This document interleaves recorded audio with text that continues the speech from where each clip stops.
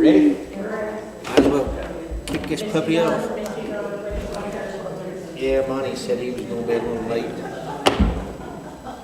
Let's see.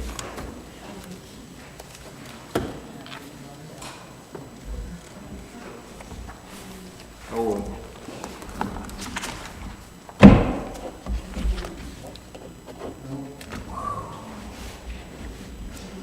We can go through I know the budget will be the biggest thing, so we can go through most of the rest of the stuff and get that over with. If you won't mind there, Miss Heather. Okay. Alrighty, we're gonna get this informal working meeting. What is today's date? Today is the 17th, November 17th, 2025 to order. Oh. So what, everybody kind of looked over the agenda and kind of agreed with what's on the agenda. And it's trying to save paper, it's front and back. It's front and back, so we're just trying to save paper. I feel like we cut trees down, we're killing forests there all the time when we cut all this paperwork. We'll go through the old and new business first, because that won't take too long, and I know the budget will be the big one. But on the mayor's report, one of the things I got on it is we received some, I hope not to be talking too prematurely, but I hope we got some good news on the hospital property, the old hospital property on Hospital Road. I got myself and Miss Penny got an email and a phone call from Mr. Steimel, our state representative, saying that the ADEQ had reclassified that, and that the Land Commission office is working on the rules and regulations and how to get it back onto the bid for property. So sometime, hopefully in the future, that thing will be back up for bid, and maybe we can, hopefully some wonderful, nice business will grab a hold of that piece of property and make a wonderful place for either sales tax or employment of the citizens. I mean, either one of them is good for me, or maybe both. They can employ citizens or pay sales tax or something. It's a nice piece of property that's just sitting there derelict. I'm glad. So I want to thank, I know Mr. Gillies had a hand in it, and Penny and Mr. Steimel and several of us, and I know Steve and myself, we've really, I don't know, we've been working on this probably since I walked in the door of the office of mayor. So this has been a long project. So I'm hoping that I get an email after the first of the year that says it's going on now. It's going up for auction. So I'm kind of happy about that. Excuse me, has all the conditions been removed from that property? As far as I know, in the email that I received, it said that it wasn't under the mitigation rules anymore, is what they said. So I think that's the wording you used, wasn't it, Mr. Gilly? Oh, that was the word that was in the email. Yeah, it said it wasn't under the mitigation rules anymore. What that is, I don't know. It just said that they got it out from under ADEQ, released it from the mitigation rules so it can go back up for auction on the land auction. So I know there was a lot of people worked on that, so I thank them all. The new business cards are made. The council members' emails are up and stuff. Is everybody? I know we got the 3 council members here. Is everybody kind of familiarizing yourself with the format of the new emails? It's a little different, but man, another thing is I got an email from Arkansas Municipal League. When we was there in June, back in June, when we was there at Municipal League Conference in June, they had said that the first class cities had till, wasn't it June 26 before they had to, it was June of 2026 before we had to do the .gov switch. And then we got notified, so we come back and me and Penny got to talk about it and said we might as well get this done now instead of waiting. Everybody I talked to said get it done now and get through it before get through the pains. So we started now, and then we received an email after we've already switched. We received the email that now it's January 1st. Yes. They said, you have to be switched by January 1st. I'm like, well, I'm glad we went ahead and did it and didn't wait. They put a lot of stuff on January 1st, didn't they, Jason? Yes, they did. But, so anyway, let's go through the old business and new business, and we'll get that done, and then we'll talk about the budget stuff, because I know that's the biggie for tonight. Old business number one, of course, the landscaping bid has been tabled since October. I think we've talked to Charlie, and Charlie says if we get him a lawnmower, he's willing to mow, so we figured what a lawnmower is about it's $7,000 plus the taxes, so about $7,500, so. 7,600. And if we do that, that'll come out of this year's budget, so it's not something we gotta worry about for next year, which it's already, the money's already there in the budget anyway, so we can get the lawnmower bought, and he said that as far as the blowers and weed eaters, you're good with blowers and weed eaters? Yeah, I got blowers, I got 5 line trimmers, I got head clippers, head trimmers. Good on that? Maybe in the future, if I need another main spreader, if you want. That the original one is pretty worn out, it's in bad shape. How big a trailer does it need to be? Or How big a trailer are you looking for? like 6.5 by 12, 12? Yeah. and that's only about $1,200. Yeah. Yeah, Okay. it's very cheap. Well, we might get, first year, we might keep our eyes out and see if we can't find one somewhere. Yeah. But if that's equitable to the council members, I'd be, if tell Charlie to go ahead with the lawnmower purchase, we can get that off old business and quit dragging it along. So since we tabled it, does it come back up for discussion? Yep, we gotta bring it back up because we tabled it to the regular meeting in November. You can't vote on anything tonight anyways. Yeah, we can't vote on it, but yeah, it'll come, Thursday night, we'll have to bring it back up and we can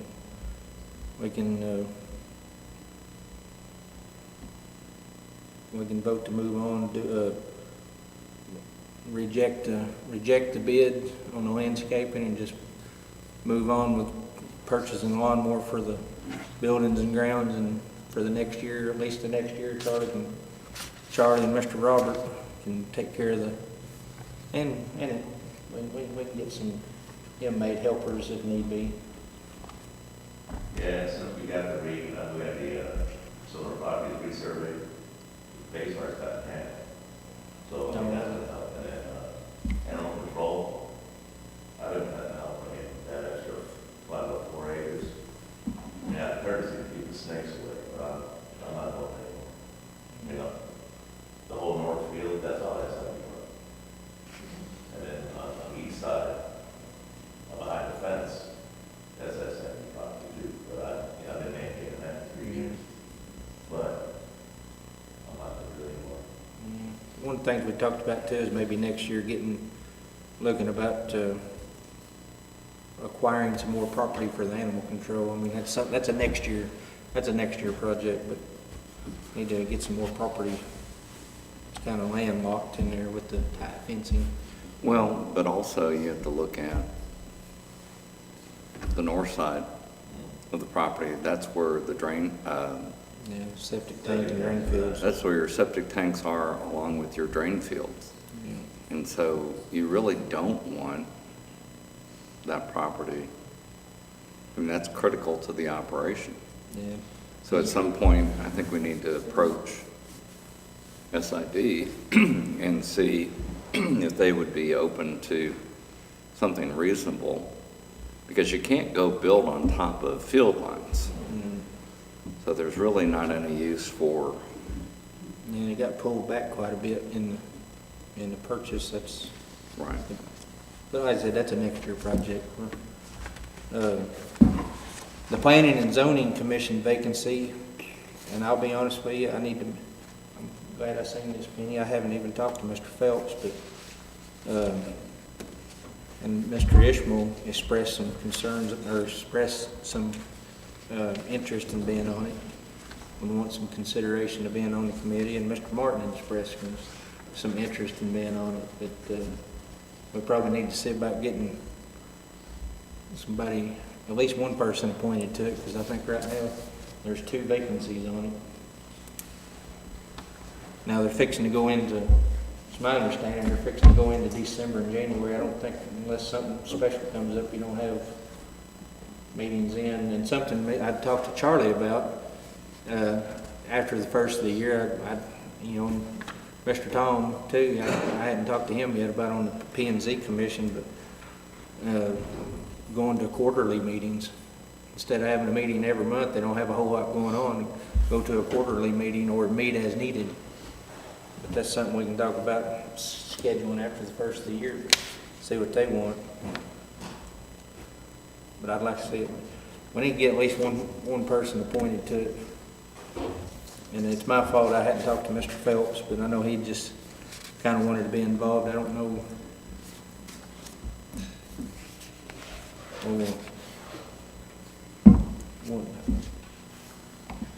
what everybody's idea is. I know one of the, was it Miss Pam? I don't remember which one of them. Somebody come up and asked about it, but I can't remember who it was at the last meeting. Somebody come up and asked about, did we advertise for it? And if that's something we want to do, we can put it out on the website and advertise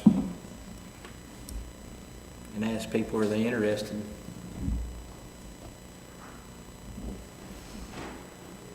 Would that be something you'd be more interested in doing, kind of putting it out on the website, at least on the city's Facebook, or the city's website page, and saying if there's, you know, if you're interested in serving on the planning and zoning commission, come by City Hall, drop off a resume with your name and information, and Yeah, I think that's the right thing to do. I mean, Kinda no do different if, you know. kind of do some open interviews. And Yeah. Did you, when it came to the attorney's opinion, or municipal league's opinion on city council being on, kind of cloudy. right, so, I mean, have we kind of decided, I mean, do you just leave it out for interpretation, or Well, do we want to talk about it to decide we're going to do it or we're not going to do it? According to what the municipal league, which I don't have it exactly in front of me, so I can't say it verbatim, but I know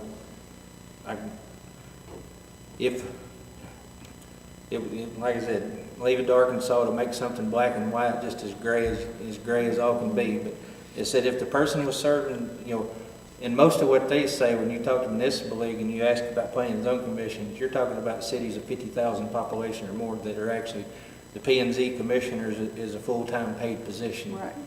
So they don't have much experience with little old Cherokee Village that has a volunteer P and Z Right. commission, because I mean, they pretty much just said we don't deal with the little cities, we deal with the Right. big cities.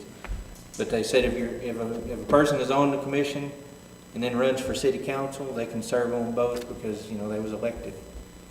You know, they said if you're on the city council and to get on the commission, if it's voted on a vote for the council members, you know, it just kind of falls on the back of the council members if it's voted and it's Would you voted think on. maybe at Thursday night, we as a council should just vote yay or nay to just that subject, so that we know that going forward, that we all are in agreement to let a council member be on it, or, you know, Don't y'all have to approve anybody that gets appointed anyway? Yes, council, it has to be approved by the council. The members are at large, but appointed by the council, yes. Right, so I mean, doesn't. before or after, I mean, it's just, Yes. I wouldn't Yeah, set a precedent saying they could never, in yeah, my opinion. yeah. I mean, I'm okay with it, I know Well, after- that municipal league seemed a little cloudy, like you Well, said, so. after the person come forward at the council meeting last time, I mean, I'm in full agreement with that. I mean, and there's been so much going on here lately, it's hard to see the goal for the brush fires, Yeah. so to speak, but I would be into put it on the city's webpage, say, hey, we got 2 vacancies, if you're interested in serving on it, you know, as long as you have to be a resident, that's the one requirement in our city ordinance, you have to be a resident. Yeah, And come by City Hall, put a resume in, and we can go through them and vote on them. I mean, like I said, they're fixing to go into, I mean, Tom or Charlie, correct me if I'm wrong, November meeting's already happened, you don't do a December and January meeting as norm. So, I mean, January, so I mean, in Let's cross that effect, we bridge. could do it announce it Thursday at the meeting, put it Yeah. on the website and vote on the people in December, and they're gonna start serving in January. Yeah, But if we're in compliance with the municipal league in terms of, even though it may seem cloudy or whatever, I don't think it's put upon council to clarify municipal league language. No. So I think as long as we vote to go ahead and make the appointment, then we're not out of compliance. yeah, with I mean, the I'm cool with municipal that. league. And Yeah, like I I'm said, cool with that. and where this all come up with, Mr. Martin was asking me, is that, you know, he said he feels like sometimes there's a, you know, the council don't know what the P and Z Commission, the P and Z Commission don't know what the council, and I was like, you know, I don't necessarily know. At first, I said, I wasn't for sure. That's the reason we asked for the opinion. I said, Yeah. I don't know about a council member actually serving on the board, but I said, if one of the council members Yeah. decided No. they wanted to be a liaison, Yeah. I could. No, I mean, I'm would be glad you open asked to just to that. get the official writing on it. And I'm cool with council. I'm all about the communication going on Yeah. between different commissions. And we're I gonna mean, have a, My question on that was, is there a conflict if, say Ed, he's on the A&P commission, and they, or the P and Z, and they put a vote together to send to council, and then it comes to council, and he votes on what he's sending up there. And they don't, But he they could- he just could have- said that at that point, it's up to the council, but most of the time, I don't think a council person should be abstained from a vote at all. so I mean, if they're discussing something that they're voting on as a commission and then it gets thrown to us, I think he or anybody else should be able to vote on, yeah, you know, but either way, like I said, that's something we can discuss. Like I said, we gotta, yeah. I would like to, I didn't mean to No. get sideways on no, that. no, I that's was just fine. making I sure. was, I didn't want to waste I was anybody's time. informed, no, I was informed also, and we're gonna have to have a little discussion about meeting decorum. I was informed that, the last meeting Yeah. didn't exactly follow proper meeting decorum, so we're gonna have to have discussion about the chairperson. It's the chairperson's job to run the meeting efficiently and legally, so, but anyway, we're gonna have a little talk about that, but, But if somebody's holding two different positions on two different committees, can they abstain that one particular person on that particular issue without having to vote? You They know, can, if yeah. you're talking about both council and and an example that was given to me, and I mean, I said, I defer to some, you know, Tom's been on the P and Z Commission for a while, Mr. Tom over here, but is it, you know, they're not the P and Z Commission's not voting to pass anything, they're just, they get together and they vote to hand it to the council. You know, they make recommendations to the council, and then the council is the one that actually votes there's not an official. to make it, to enforce or not. I mean, it's, their vote is only to have recommendations to the council. So, I mean, it's not saying that you're double voting. I mean, you're not voting on the issue twice. You're just saying that the P and Z Commission, hey, we've got all of our paperwork together, and we're voting to pass it on to the city council so they can digest it and get it passed or failed. You know, you never know. But, Personally, I think if we have somebody that is interested in coming on this thing, we need to get them appointed. Because right now, with the members that we have trouble with quorum, yeah. and we have trouble with, everybody right now is fulfilling some kind of officer position. Mhm. I mean, our members are, short two people. We've been down to one for 4 months, 5 months. Now and then. And that would be I mean, something. if we got somebody that wants on it, we need to get them on. Yeah. And we can do that. You know, because there's two right now, right? Yeah, David Shep, yeah, Bruce and David. So, somebody calling City Hall, 6:35. This was, anyway. And that, so, the council that's here, and before, I'm sorry, thank you three for being here. These working meetings are meant to kind of work all this out, so we're not in an open council meeting running around like we're chasing a football. Right. And it's awful, it's nice. I mean, I know you three are the core members that actually show up and help. I just wish that some of the others had the opportunity to show up. I know being on council and being mayor and being on the commissions, not all the roses and jelly beans and that it's made out to be sometimes, but it's a task we undertook, so we need to see it through. But as far as the three names, I mean, I agree with Mr. Thomas. We wanted to go through and that was something Mr. Martin said the last time. I mean, we can put the names up for a vote and. Yeah, well, I don't know that third guy, like, I don't even know his resume or the questions, or, like, I don't even know. Well, and if you don't put it out there, there may be somebody that's really interested. Yeah. And But, it would be good, I mean, I don't know, but if nobody knows about it. I just thought about that today. I thought that'd be what I'd like, I think what probably have to do after that. I couldn't remember who it was. They come up at the last, I don't remember who it was off the top of my head. They come up the last and was asking about how they got appointed, and I thought, well, you know, Well, maybe just we make need it to, official and maybe put we it need in to put there. it out, we need to put it out and ask for resumes. And What even, about appointing one now at this upcoming meeting with the idea that we're going to add another? Because Tom, you say you're down two? Yeah, down two. So what about, why can't we go ahead and vote on one and then put out for additional interested folks? Okay. And we get them one of the two positions, so they're not struggling on a quorum. yeah, And then we sit back Yeah, and that go would ahead and be- put it out I on the think it's a good website to idea. add That another sounds one. good. Yeah, that's a good that's a idea. good idea. So Thursday night, we'll plan on voting on one of the three that's listed. So if you want to talk to that guy, I'll I mean, talk to because Peter and Eddie will be here, if Yeah. you want to talk to the guy Yeah. to show up.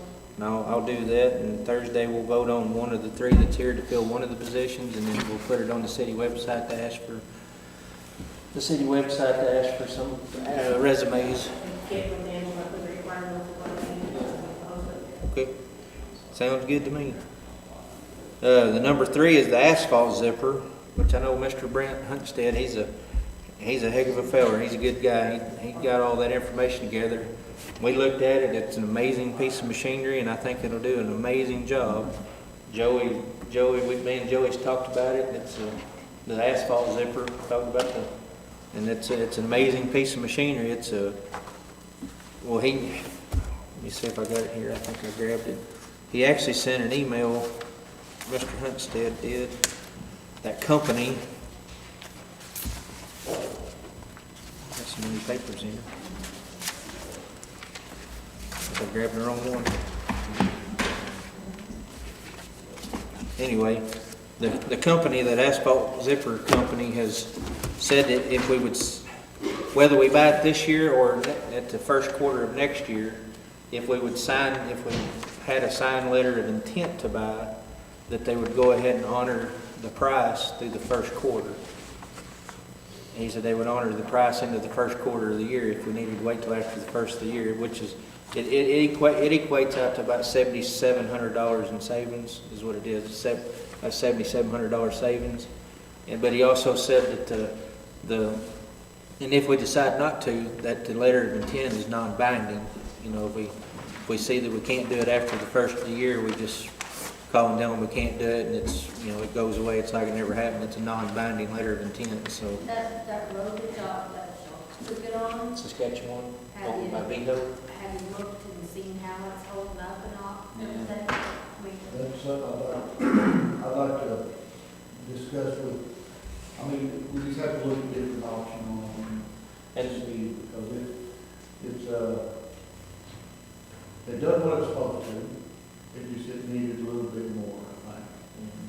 And then also, one of the things I know that was brought up, the reason we kind of put it on hold is because Joey is, there's some other needed equipment that we kind of need to get a few things into place. I mean, it'd be a good piece of equipment, I'd love to have it, but we need a few things in place before we get it. I know Joey's asked for at least one newer tractor that he can use for bush hogging the side of the roads, if not two, if we can find a couple used ones. We're trying to get prices on getting the asphalt, or getting the burner repaired on the bottom of the oil tank so we can actually store oil. And we hadn't had any luck getting any prices. Some of that stuff I think was probably fired the boilers on World War II ships or something. It's pretty old.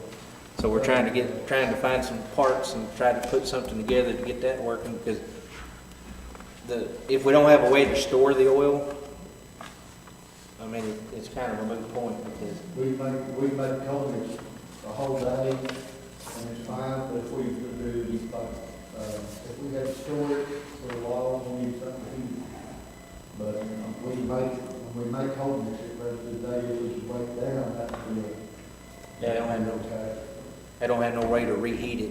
Like if they put it in the storage tank, they don't have no way to reheat it or use it again. So he's been pretty good about, watching the weather and making sure we're going to have a good days and all that, and getting with the supplier. And when they bring the oil, they run it all, they run all of it in one day, which they'll make, 1,000 ton or better cold mix. I mean, but until we get the burner fixed on the oil tank, we had no way to store the oil, so we can't. That's why one reason we don't oil and chip the roads anymore, because we don't have no way to reheat the oil after it cools off. So it's a wonderful piece of equipment. I'd love to see it, and I think it'd work really good once we get once we get a pattern set up on how to use it. But there's a few things we need to get in line before. We got to get some stuff. We need to get at least one tractor, if not two, and a dump truck, and the oil burner heater before it would really.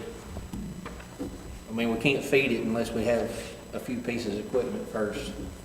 So if that's something, I'd kind of like to maybe revisit this next year sometime if budget allows. But I'd like to try to get serious about trying to find, in the wintertime, while people's trying to sell tractors and stuff because of money issues, maybe we can find us a good deal on a used tractor.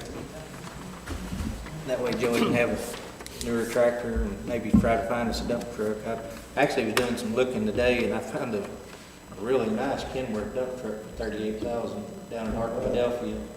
I was going to send that to you and I forgot it. So it didn't have like 130,000 miles on it. It's a really nice dump truck. Well, and not to make a statement that's going to sound overly, however you want to say it, but the one thing, the village doesn't agree on a lot, but the one thing that the village all unanimously kind of agrees on are that the roads are bad. So I would really love to, obviously with budget constraints and other things, work within that to make sure that we are showing the citizens that we are taking the road situation very seriously, making sure we're always factoring in Joey and his crew and what could make that easier for them. So, not understanding a lot of how asphalt works. Obviously, I was very impressed with the asphalt zipper and, how shiny and cool it looked. But whatever we need in order to be a little bit more self-sufficient on roads and repairing roads, I would love to really start exploring that and making sure that we are dog-earing funds and trying to push some stuff around, because again, that is the one thing that I will get emails about it and calls about it. Everyone is in agreement that the roads are bad. So don't we need a good tractor to be able to have the asphalt zipper work? Yeah, doesn't it have to be attached to a tractor? It's rather than front end loader, like that brochure he sent us, that one that we actually tried, we brought two of them down, and the biggest one, our loader was moved off the tractor. And they put a smaller one on there, which the brochure shows the backhoe by our side, pushing it down, but our loader, the loader's trouble, but our loader's a little sick, it does it's what tired. it needs to do, but yeah, that's another thing. We really need to look at getting another loader and stuff, because it's tired.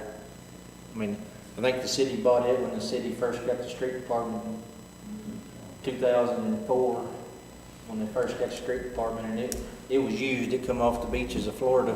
It was used in Florida, scooping sand off the beaches in Florida. For stupid material, it does fine, but working Yeah, it don't. that zipper, I watched it work. It don't have a lot of power. It was all it wanted. Right. And it's great, but you need to get some equipment to be able to really Utilize it well. utilize the zipper. You need to get that equipment first, is what you're saying. Okay. Well, now, can I ask, that zipper, did it say what it does, have any guarantee of how long the road will last, or, I mean, I may not be saying this right. No, I understand what you're But saying. if it actually does a job for, Yeah. you know, this will last 5 years, or it could do so many inches, or thickness, or whatever.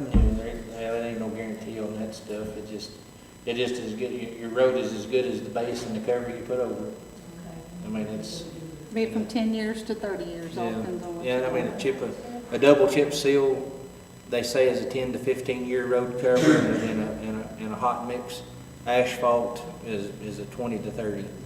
So, I mean, that's what, I mean, as long as your base is, as long as you have a good base. You gotta, it's kind of like doing body work on a car and a paint job. You can have a $5,000 paint job, but if you skimp out on the body work, it's not gonna look very good. Right. But I mean, I totally agree with and I would like to come back maybe this time next year and revisit the asphalt zipper, because I think it's a wonderful piece of equipment, but kind of like me and Joey was talking, we gotta get some stuff in place first. We're not exactly ready for it yet. But Joey, not to put you on the spot, but if we had better equipment ahead of getting the zipper, would you feel better about it based on what you saw it do and what it could do? I mean, do you endorse it if we had the right equipment? I guess what I'm saying. Well, I would have to do some things different, like I've seen, I watched some of the videos before he come, I'd have to do some operating techniques different and the way they done it, because I took them to a round that had, I mean, a little bit of everything what we deal with. I mean, soft stuff, uneven, I mean, it was a blend of stuff, and it just, the videos I watched and stuff, the way that they done it in some of the videos was great. But he didn't, whenever he come out to do that, he didn't want us to use that. He just wanted us to run the machine and fluff it up, and it done great. I mean, it done great, but you grind clay up, you still got to grind that clay. Mm-hmm. You know, there wasn't much cross put down the roads. And Yeah, he on didn't. that road, you know. He And didn't. that's something that's considered, because you can't keep the ground completely dry. Mhm. And it didn't much like the clay in the very beginning. Okay. But like I said, we need to. I would imagine a big test would be snow. It's just, You well, know, and like- they come breaking through, which it just did, sometimes in the summer it gets full up. and like, Can we move on? then like Mr. Joey said, when you kind of need to see how it's going to hold up, or How would it hold up under large Our- equipment driving over it? our next deal is the election term for the city clerk. We're working on that ordinance, and ain't quite done yet. And I'm It's in understanding. process, yeah. Yeah, getting in the process, getting it written, getting it to the lawyers, make sure everything legalese is right. So as soon as that gets done, we'll let you know. Of course, we done talked about Joey talking about the tractor. We kind of been looking around. There's a place down in Heber Springs I found down there that's just kind of looking around for tractors, and the 50 horse would be the smallest, 75 horse would be ideal, is kind of what we're looking for, 50 to 75 horse tractor with the front wheel assist and a bucket, and, you know, a loader bucket on the front. And I've been seeing them pretty low hours, 500 to 800 hours for 30 to 35,000. What I was thinking about, probably 40. Yeah. Which is about, the new bids I got when the new bids come in was about 47 to 52. You know, some of the new stuff I was talking to, so it'd be a pretty good savings there, so we're serious about, and one thing about, like I said, we go back to the street department, is they have their street turnback money that has to be spent on equipment, so I mean, it's kind of got its own, I mean, we need to spend that on equipment, so, and the money's there, they had the money in the account, so we can get serious about looking for a tractor. And then the other one is Waste Connections. Is the Waste Connections amended? So he actually sent me, and I can get it out to, but he sent me this new, a totally new contract. because we got to talking, and I said I didn't know if we wanted to do it by addendum or do it with a new contract. So he sent me a new contract. I think it's, yeah, the new contract, or it's the contract with the new addendum. Sorry, I'm telling the story. It's a new, and in the addendum, he agreed, they agreed, Waste Connections agrees to add, you know, they already supply 12 roll-offs, they're gonna supply 4 extra, two for the spring cleanup and 2 for the fall cleanup, so that'd be a total of 16, they agreed to supply 16 roll-offs. Said any and all solid waste, construction and demolition waste that are brought to the landfill in a city-owned vehicle will be charged a discounted rate of $64.50 a ton. I think he said, which is like $16 and some change off normal. So if we take anything out in a city vehicle, said they'll provide roll-offs for burnout structures or any, if we do raise and removal stuff for burnout, tear downs, he said just give them a call, and he said they can bring a roll-off out for that, and he said that'll be charged at the reduced rate of $64.50 a ton. And they also, Mr. Steve had asked at the last council meeting, if you've been out there, they got a brand new sign up that says contractors, if you come in with an untarped load, just charge $25 extra. They've been enforcing that. So, and they bought a new street sweeper attachment to keep the highways clean. So I said pretty much, I said he did everything we asked for him. So I mean that's. Aren't they supposed to have everything tarped anyway? Yeah, they've asked for it to be tarp, but now they're assessing a $25 fine if you don't have a tarp. You used to, but depending on the material you had, you could have straps over big chunky stuff, like if you did a whole thing of furniture, big strap. If you got loose material, they wanted a tarp, so I don't know, which I think is, you know, if you got really heavy duty stuff. And they also, it's a two deal. They got a whole new hauling company. Their hauling company that hauls the big semi truckloads in is a totally new company with new equipment and new tarps. So I feel like, I mean, I know this is just me. I don't have no scientific proof that, but 85 or 90% of what you was seeing on 289 and 62 from Salem to Ash Flat was coming out of the semi trucks that was being hauled in. Because if you ever look at one of them, the tarp had arms on it, but there wasn't no tarp left to the tarp. Yeah. So it was blowing out. The new company has all brand new trailers and all brand new tarps, and so a lot of that's stopped. But now they're going to keep the highways clean with the broom sweeper.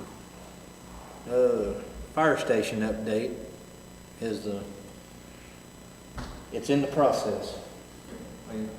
Yes, I tried to get a hold of the title company again today. They told me that they would have me the paperwork the 14th of last month so I could have it for council. They told me they'd have it on the 28th. I haven't received it yet. We need to get it finalized so that Done by the end of the year. by the end of the year, because we've got new commissioners coming in, we've got everything's changing. Besides, it's been 6 months, we need to get it done. So without sounding like I'm on a witch hunt, I know the delay that we knew about was that we had to get some deed work done for the road. I mean, what is the delay now? She is telling me that they're doing the title search. That's taken a long time, and she's doing it in the time that she has allotted or in her spare time, I guess is what you want to call it. And it's not been typed yet. She said 40 years of title search is a long time. I mean, Yeah, it does seem like, it just kind of Just seems taking a like it's while. taking a really long time. You know, in the real estate world, I understand this is a little different, but, you know, it typically moves a whole lot quicker than I this. tried to explain, I said, the push I got is that once we get the paperwork back from them, we have to send it to SID, which needs to send it to their attorneys to be approved. which come back and then they can sign it, which then they need to give it back to us, which means I need to give it back to you guys before you can vote on it and sign it. We're talking 45 to 60 days to get all this stuff done. Well, that puts us at the end of January right now. Yep. Jan said something in the SID meeting tonight, and I'm not very clear on exactly what are on my notes in front of me, but she did say something about she had received something. I want to say D, but I'm not sure, okay. All right. Jan called me the other day and she had a question on something. And, well, no, I called her about a question on this deed, the process. And she says, Connie, I've got a file on that, would you ever give it? So she got me the file, that's what she was talking about, she got me the file with the deeds in it.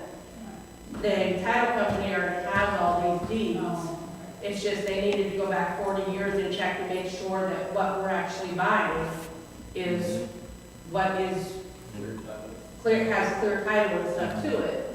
And it has to, the way it's set up right now, the council or the commissioners all voted to approve it, I'm sorry? which is Property okay. shrunk down. My question is what happens in January when that changes? There's the whole plot, they just cut it out. That didn't vote on it, so let's get it done beforehand. That's all. No, So do you have a clarification on that? Do you want to? well, one of the, and I don't know if it's one of the holdups or not, but I know I could, I don't think it, I don't know about, was it Onaga? Waukeeta stayed the same, right? As far as the property What boundaries? we've maintained and taken care of, yes. Bayshart's property boundaries changed, Correct. so that may be Well, as something. far as what we've maintained always in mode, Yeah, I know they come in and staked it I out. mean, historically, you know, that whole big section was SID property, so we, So they come well, in. before my time even, I mean, they maintained out of their bigger space, but, I don't know if that's something that maybe was taking a little time too, is the boundary changes. But, and that's part of what Charlie was explaining earlier, like where our property lines are going to be going forward, because people surveyed and staked off how much he's gonna need to mow. He and I have already discussed it as far as there'll be a lot less to maintain there. Have they had it surveyed? yeah, it's surveyed. We had it surveyed. Okay, I've heard say something. Oh, then, Recycle. she left. Well, It's coming back. anyway, in the new business, the recycling grant, where that come out is that back at the first of the year, well, at the end of last year, the White River Planning Development Association down at Batesville, they have the recycling, they're kind of the ones that oversee the grants for the White River District. We have the Tri-County Recycle Board, they kind of the overseers for all the grant money for it. Well, they have the recycling grant we can apply for every year. I just filled the paperwork out and sent it in Friday. Last year I applied for $16,000. We was awarded 12. It's money. I mean, all I did was filled a few numbers out on a piece of paper to send it back in so they could get us the grant money. On that, the grant money is still sitting there. We haven't spent it on anything. There's 12,000. It's 12,000 that we can use. The Tri-County Recycling Board or Tri-County Recycling Center is they've purchased a new box truck, new to them used box truck that because they was kind of down. They was almost down to walking, and this is the Tri-County Recycle Board. We're lucky to have Sharp, Izzard, and Fulton County participate in the Tri-County Recycle Board because we're mandated by state law to have a recycle program. So if it wasn't for the board, we would have to shoulder the cost 100% ourselves. Well, in buying the box truck, myself, or Larry Fowler, the mayor of Ashflat, Kyle Crawford, the mayor of Highland, and myself, we obligated a portion to split the cost of the box truck, which our portion is $4,333.33 is what our portion is. Well, to be able to be right and legal, it needs to be it needs to be voted on that we're going to, we're gonna gift our recycle grant money to the Tri-County Recycle Board to purchase the box truck. It has to be in the minutes and be voted on. The 4,300 or the full 12? No, just all we're, well, what I would like to do is, I think our last obligation to them will be somewhere in 1,600. I think it's what our obligation is every quarter at this time, but it's around 1,600, it's 1,500 and change. So what I thought about is that if we would do the 33 plus the 1,600 to cover our last obligation, you're looking at almost $6,000, which is 6,000 of the 12,000 grant. We could just pay it and use the grant money for our last obligation and for the purchase of the box truck and for our last obligation that we owe them for the last of the year.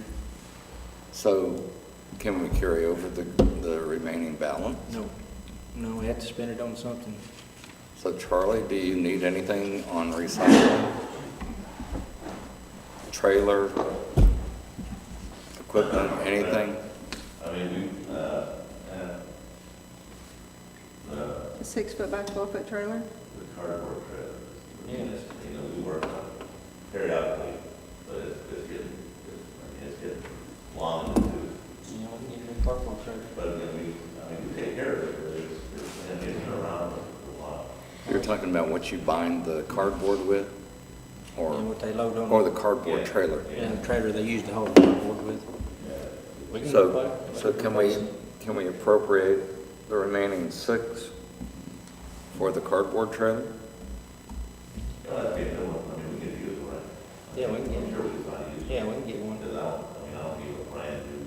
Because if you don't spend the 6, you lose it, right? Yeah, Right. yeah, you don't get to carry it over. If you Yeah, don't spend it, so you gotta lose it. spend it on something, it has to be recycled. So you can acquire a trailer between now and year end? Yeah, I think we find one. It's within, Okay, yeah, 4 years. okay. And also what I applied for, the grant again for next year, I applied for, in my grant line, I put operations and maintenance of the recycle facility. So if the council votes and we decide we get the grant money awarded about the middle of the year, we can use the grant money can be used to pay our obligation to the recycle committee for their operations and maintenance. Right. But for this upcoming meeting, you want to go ahead and put roughly 6,000, half of the grant money that's on balance, you want to put that over to the recycling towards the box truck and our remaining obligation, and then the remaining 6,000 Yeah, we for can a get trailer. Yeah, Okay, we can get a trailer. Yeah, that'll work. okay. And it's a, what do you call that grant? We have to spend the money, then we send them an invoice and they reimburse us a check. Yeah, that's it. We spend the money, give them, we gotta spend it, send them an invoice, and then they'll send us a check to reimburse the grant. Okay. Okay, now we can do that. And then the other big ticket deal is Mr. Cal. He's wanting to try to replace his fire chief's truck, which is a 2009 Correct, with about 180,000 correct. miles on it, and he's wanting to get a newer truck. He's done some research and found about 47,000 for a new truck. Right now, yeah, Dodge has trucks in that brand new. Can you get a red one? Yes, Okay, as long as you can get a red one. that's my preference. Yeah. But mostly my proposal was this, and actually, when we get into the budget stuff, or if you want to look at it now, but I don't want to get rid of this truck because we can use it for a lot of service truck things, but mostly like sending guys to training. I don't have a vehicle currently where I can send the guys to training. All we have is fire apparatus besides my truck. So it's a good enough truck. I've kept it up really well. It's good enough for doing that sort of stuff. Plus we use it for hauling stuff between the stations, whatever. But this next year, I'm gonna be sending 3 people to the fire academy. I did the math on the mileage at the current mileage rate, which is almost 70 cents a mile, right? And that works out for this next year in the budget being $12,000. Well, if we financed a new truck, I mean, that's 1 year's payment. $12,000, I mean, actually less than that. Mhm. If buying a truck at 45, 50,000. So that was kind of one of my When you things I finance wanted to show it. you. But we have budgeted in here, my proposed budget, like I've got 12,000 for a vehicle purchase / payment, and I also have 12,000 under travel. Actually, I have more than that, but 12,000 of it is for travel. If we purchase a truck, we can eliminate one of those, or if we don't purchase a truck, we can eliminate, there's still 12,000 to be had in my budget based on council's decision.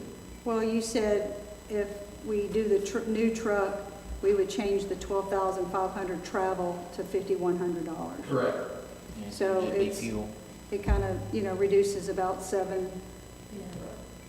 But also, I would suggest, like, for my truck, I don't run up the miles as quick. The truck doesn't get used the same as, say, Monty's patrolmen do. This one's an 09 model, it's still serving us well.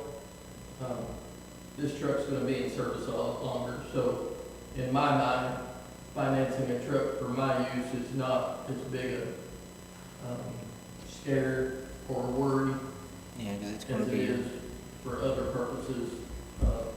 We're gonna have a truck a long time and well get the use out of it.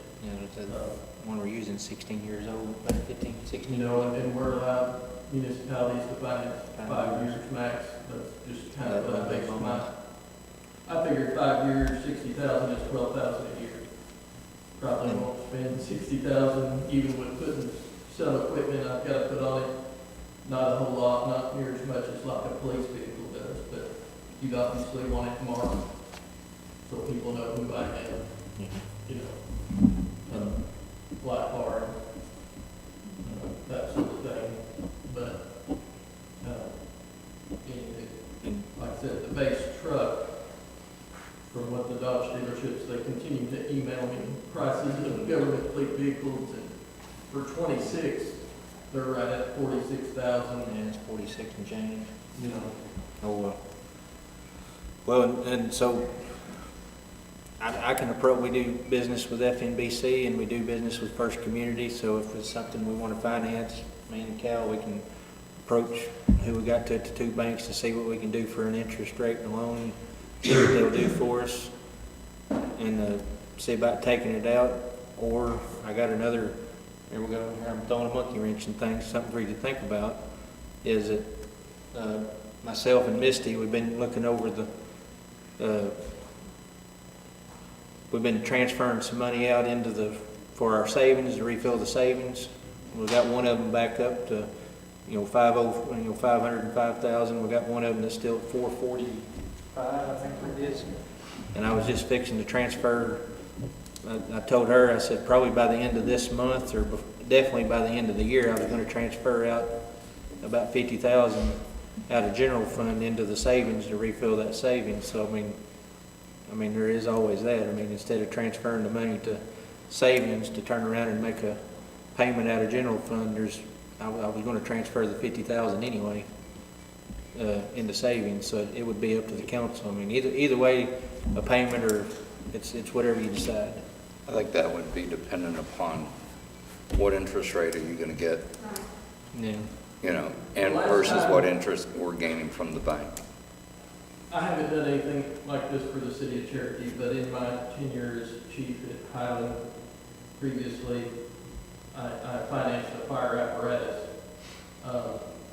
When I solicited quotes for that financing, I did an out-the-door cost, meaning what was the total cost of the loan at the end of our payment period? Because several banks will woo you with interest rates.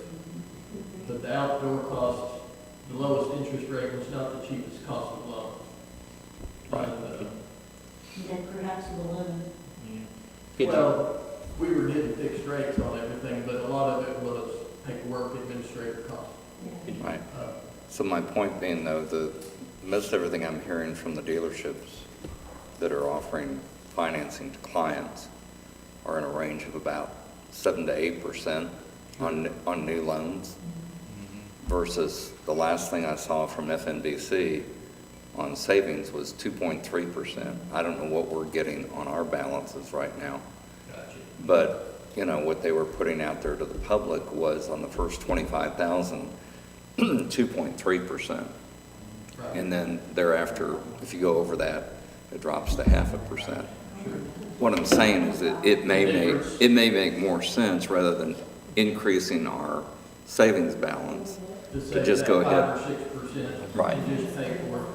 Right. Understood. Well, and the only reason I was bringing this up now, as far as budget-wise, like, if the council was going to allow the financing of one, basically approve the purchase of it now, because you wouldn't, it'd be a year before you saw that first payment. Yeah, first payment would be for a year. And that's why it's in my budget. It's like, let's look at this, because we actually tried to budget it this last year, didn't get it done. And for administrative use for the chief, there's no grants out there for my vehicle to drive as far as that goes. There is for fire apparatus, but that's not considered a fire apparatus. We're still in that middle ground. So, Oh, could you have some numbers? Can we have numbers, maybe have some numbers for Thursday? On the interest rates, on loan yeah, percentages and so stuff? together, Yeah. You know, total. That way we can have some numbers to digest to see which way would be better, whether to pay it, Or or at least close enough. whether to pay it outright or pay it in a, I mean, either way, like I said, the current truck's 15 years old. I mean, I'm not worried about it going anywhere in 5 years. It's gonna be around well after it's paid for. Right. So, all righty, on to the big one, budget time. Miss Heather? Ready? I'm gonna just go ahead, just real quick, since we've been talking fire, because we've about covered the whole thing, Cal, and then if you wanna go, you can, whatever. But what I would want to express to my co-counsel tonight and Thursday night, just literally overall, you know, we've gone line item by line item, but just to give y'all, I've tried to take a lot of notes just to educate y'all on anything that's changing in the department. So overall for the fire department, just to let y'all know, Cal is wanting to go in 2026 with 10 employees. And also in addition to the tornado or repair maintenance, he brought to our attention at our last budget meeting that one of our sirens has gone down. Are you working on getting some bids on that? Well, I've been working several months on trying to get quotes. Yeah. This has been a pig for me, but the one guy finally answered, replacing the motor. It's this one up here at the Thunderbird Marina, and it was a $8,000 or $8,200 quote to repair it. I'm working on someone more local. That guy was out of Oklahoma, to see if I can get that down somewhat. Or, because this guy didn't even climb the pole and really look at it. So, it's like, yeah. So where And then we, it took me several months to get him to put a price on it, so, right. you know. So where we would normally have a budget of tornado repair and maintenance for $2,500 per year, which is to do the batteries of the 3 tornado sirens every year, we're fixing to get slapped with a pretty substantial, so we're trying to find that out just to be able to let council know as soon as we can on that. He already told you that he's sending 3 to the academy in Camden. So deciding about the truck with council would let us know whether or not to change his travel expense budget item from $12,500 to $5,100. So that'll be in play. Everything else is pretty much the same. We've added a line item, repair and maintenance equipment. He's moving it out of his Act 833 and putting it into the repair and maintenance for his air pack testing, his breathing air compressions, changing the oil, that kind of stuff.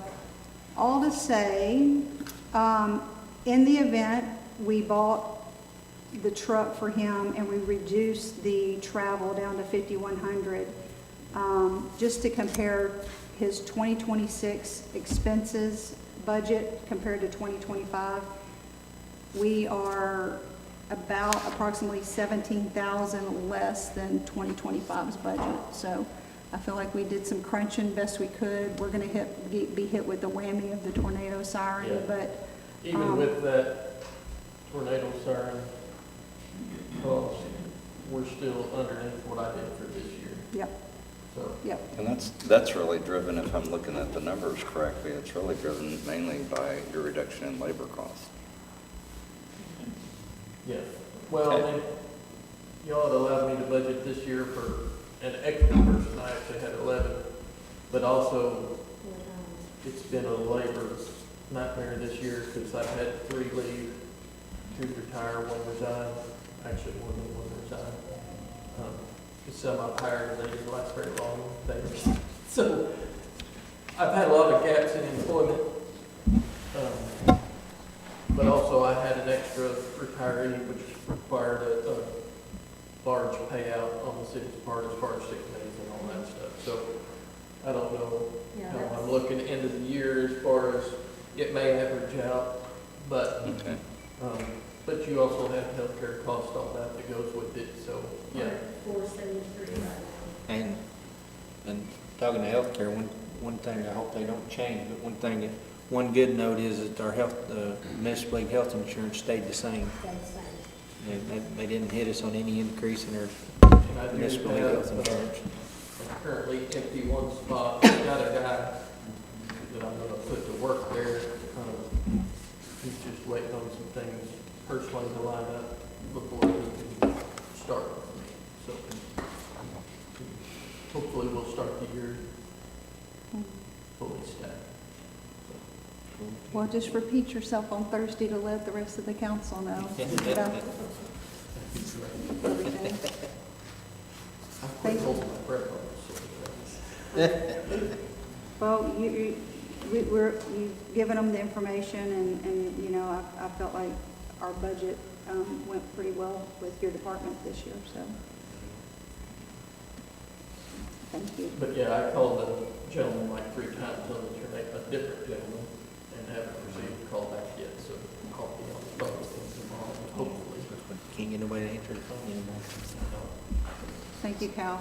Yep. All right, I'm going to go with Charlie because he was here first as far as the department heads that I saw.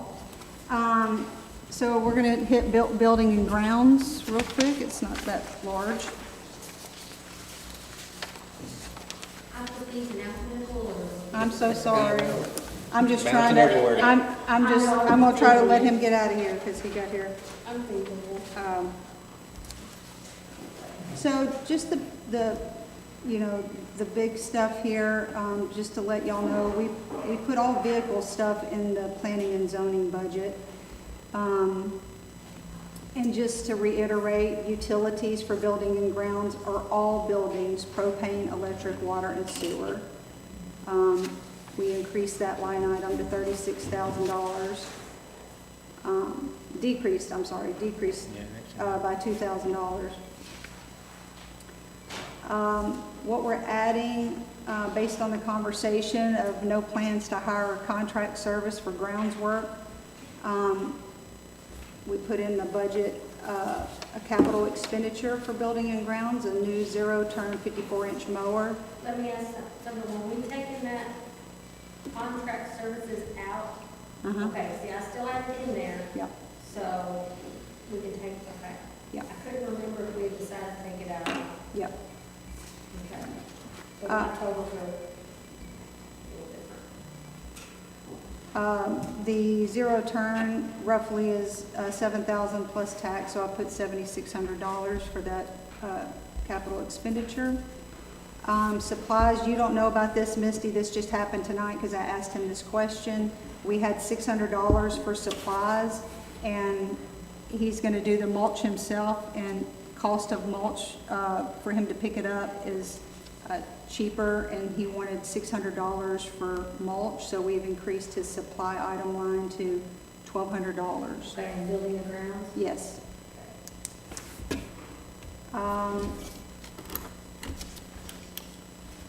We are, knock on wood, all know very well how one of the HVACs is doing for the city hall,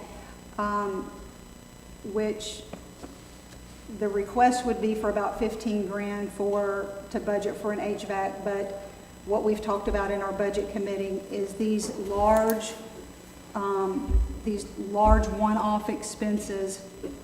We are, through communication with council, we are going to keep them off of budget to keep our budget looking the way it should look, expenses versus revenue, and to make everyone aware that one of the 3 City Hall HVACs is not getting budgeted for and what we assume the cost is. So, so the big ticket items is no different than the, like the tornado siren, so that throughout the year, we're aware of the what ifs, but throughout the year, we come to council and, get things moved through for emergency situations and not putting them in our budget because we don't have a budget for them. One thing I would like to say, if you think we're gonna have this thing, you see it happening, let's try to get it put on there quickly. Yeah. Because, like, And it if we- never fails, HVAC's gonna happen in the middle of July. True, and if any time we have to have a special meeting, we have to have a special meeting. Right. Yeah, I don't know, I wouldn't want them to have to wait till a council meeting to get it approved and then get somebody here and get it ordered. That was a mess. I do have a question. Are you on buildings and grounds as long as you're there? yeah. So we've had a continual issue with the lack of insulation for both the city clerk's office and the treasurer's office, because that's floor-to-ceiling glass. At some point, we have to address that, because it's to the point where, they can only wear so many coats in the wintertime and space heaters and so forth. So I think that at some point, you have to bite the bullet and either go in and put some type of coating on the glass, and that may just be painting it with like a UGL, Tom might be able to add to the conversation, but I think what you're going to have to do is go in with a type of foam board paneling, like an insulation board, and then come in with some type of framework that would hold either, like a spray foam. I don't know if glass will sit there and by itself hold spray foam. I doubt it. Yeah. But I don't know that much about that application. But you're going to have to do something about those 2 offices. Simply hanging up heavy curtains is probably not going to be workable from that standpoint. So I think, Do we know 1,000% that, according to the HVAC guys, the insulation is the only problem? The vents are absolutely working normal? everything has been done on the systems as far as vents and adjusting and everything that can possibly be done. Okay. At this point, you have to insulate those 2 walls. But there are vents So- blowing in there, so that's not the issue at all? That's not the Okay. issue. Sometimes they are, and sometimes they're not. I'll say that. There's one vent right in Penny's office. Sometimes it's blowing in there, and we're like today, the heat was on, we're like, holy cow, where'd that come from? And we're shedding our coats. In the afternoon, we were freezing. So this is Penny in the treasurer's offices, right? So, and again, we can call Cushman and get them out to try to adjust that, but there's times when you have that. So if it's fluctuating from morning to afternoon, that's something that you can get Cushman on. But what doesn't change is the constant conversation that heard over the years from Penny and from the treasurer that when you get really cold weather out there, those windows just conduct that right into those two offices. I mean, you know. I was just asking, because the only thing I'd ever heard was that, oh, the vents aren't working, the vents aren't working. So that, I didn't want two things to, fix the insulation and then the vents not work, so. The one constant that we know from Cushman is that the glass is not proper insulation. Yeah. So we're gonna have to do something in there. And I would suggest we do it sometime over the next couple of months. And if you pull it out of, savings or whatever, but Yeah. to get a contractor in there to take a look at it and say, what can we do on this glass? Do we have to put foam board up there first and then some kind of framing that you can spray foam on it and then put sheetrock? More cost effective to just take those windows out, put some windows in, like some insulated type windows. If you price windows of any size, Yeah. number one, securing them. Because in everything that we've been doing in terms of renovations Yeah. on clients, the one hang-up is windows in terms of ordering, availability, and everything else. If you go tear the glass out, now you got a whole nother thing, and I would, again, look at Tom and some others, on the construction side. Go ahead and get bids. If you want to tear the glass out and start from scratch, I think you're going to end up with a whole lot more cost. I think you're going to have to take advantage of what you have, and then how can you modify that to insulate it? I think that's the objective. Leave the glass in place, and then figure out how you can get some level of insulation up there. Yeah. Even if you take 1-inch fallback foam board and apply it, over the entire glass, it would be something better than what you have now. Yeah, like you said, are you We'll saying look at getting some frame it people. up, leave a little bit of the window, is that what you're saying? We'll look at getting some people come in and get some options that we can come to city council with. Right. 'Cause, I mean, Yeah, so that just needs to be it just, brainstormed. that's what, I know maybe I get, most people can probably attest, I've never been in a old government building that the HVAC ever works like it's supposed to be. It's just this building's been here forever. Yeah. Right. Well, I wrote it down. That was an ongoing subject Yeah, last we'll year. get some people to come in, get some bids and some options. So, that's building and grounds, and, if y'all don't have any more questions, we can go to planning and zoning. And they're about 11. And if you would need to pipe in about anything, Charlie, you just pipe in. And it's actually about almost $11,000 reduction from last year's budget. Except for the money you added to 1,200, so it'd be 10.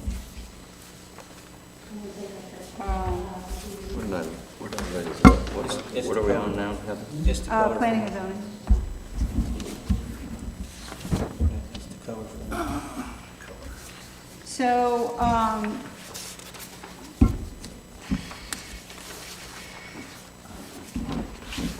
we trimmed the fat on all the little office stuff and supplies and stuff. A few things go up in cost, like postage and, What is the contract services?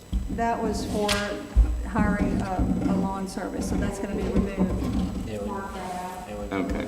Yeah, that gets marked out.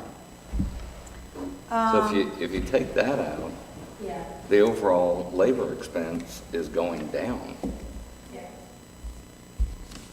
Because that's going to add up to a little over 130, correct? What I've got in my spreadsheet here is that 25,000 coming out. I've got a reduction from last year of about $24,000 in expenses, which is about that. But, so,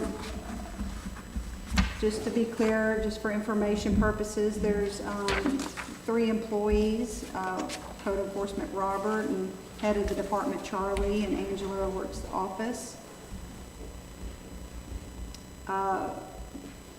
fuel costs are going down compared to 2025.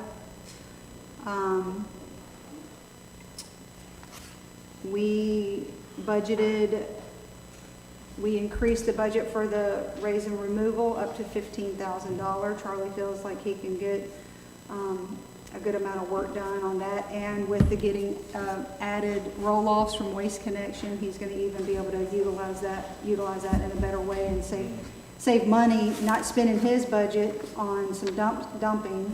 So we'll benefit from that. To be clear, Planning and Zoning has 2 vehicles. Charlie's vehicle is a 2019 with 80,000 miles, working good. Robert's vehicle, on the other hand, is a 2007 with about 200,000 miles that's on its last leg, but we are bound and determined to get through 2026 with it. So one of Charlie's oh my god's big daddy thing would come up is if something happened to Robert's truck. He is going to already be on the lookout for a good used truck. If something came up that he just a good deal he couldn't live without, but we're probably not going to throw it in the budget just to keep our numbers, but that would be something that he would come to us with. They just had to put a water pump in Robert's truck, but so that's his big question mark line item for the year.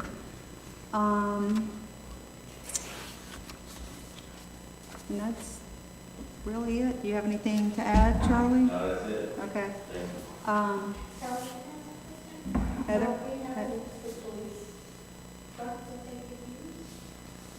I doubt it. No, I don't think so. Did they sell the extra police cars? That would be a Monty question. I think they, No, but we have officers that drive those as far as the reserves and part-time officers.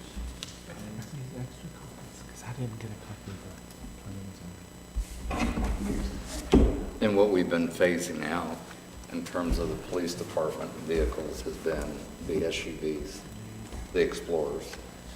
And so we've been trying to transition those out and possibly even the Dodge. So there's at least 3 units that are not trucks that we're phasing out, but the other trucks, are being utilized. be up to date. So I'll bring that to council. Just, I'm trying to jot down all the big things to tell y'all about. Okay. So, okay, thank you, Charlie. Oh, thank you very much. We'll go over to street department.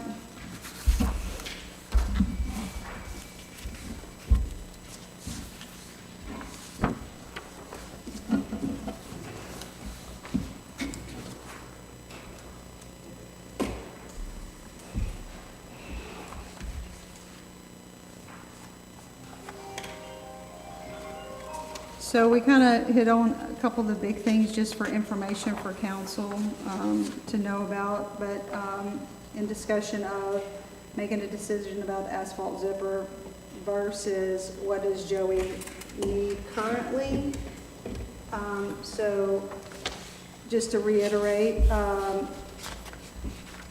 Joey wants, his wish list would be one more snow plow, one more salt spreader that would go on the F-250 that he bought this past year. What year is that? 2015? 14? So to get a snow plow and a salt spreader for that truck. Also in the works is getting the burner for the oil tank that they mentioned earlier, as well as a water buffalo. Is that true, right? A water buffalo? Yeah. The oil burner for the burner for the oil tank, and then a water buffalo? Yeah, for the asphalt zipper, if we get the asphalt zipper, so you can water it down. Oh, so that's an only asphalt, if- that's an asphalt yeah, it's zipper thing? asphalt, yeah, Okay, if okay. we get the asphalt zipper. Okay, we'll just not worry about that right now. And the big ticket items are 2 tractors and 1 dump truck. Supposedly there is a dump truck that is really, really bad. Did you want a tandem axle or a single axle? All depends. Probably, I don't know, we probably do with tandem axle, single axle would be fine too. And the mayor's helping him with that. So those are just the specs, just to let y'all know, that's because of that, all that situation, we were just gonna hit the pause button on the asphalt zipper for a minute. So those are his big ticket needs. Like I said, it's, I've heard stories from the previous managers about the tandem axle dump trucks over here being roads, some of the narrow roads and stuff, and turning around and stuff. Yeah. That's my only problem.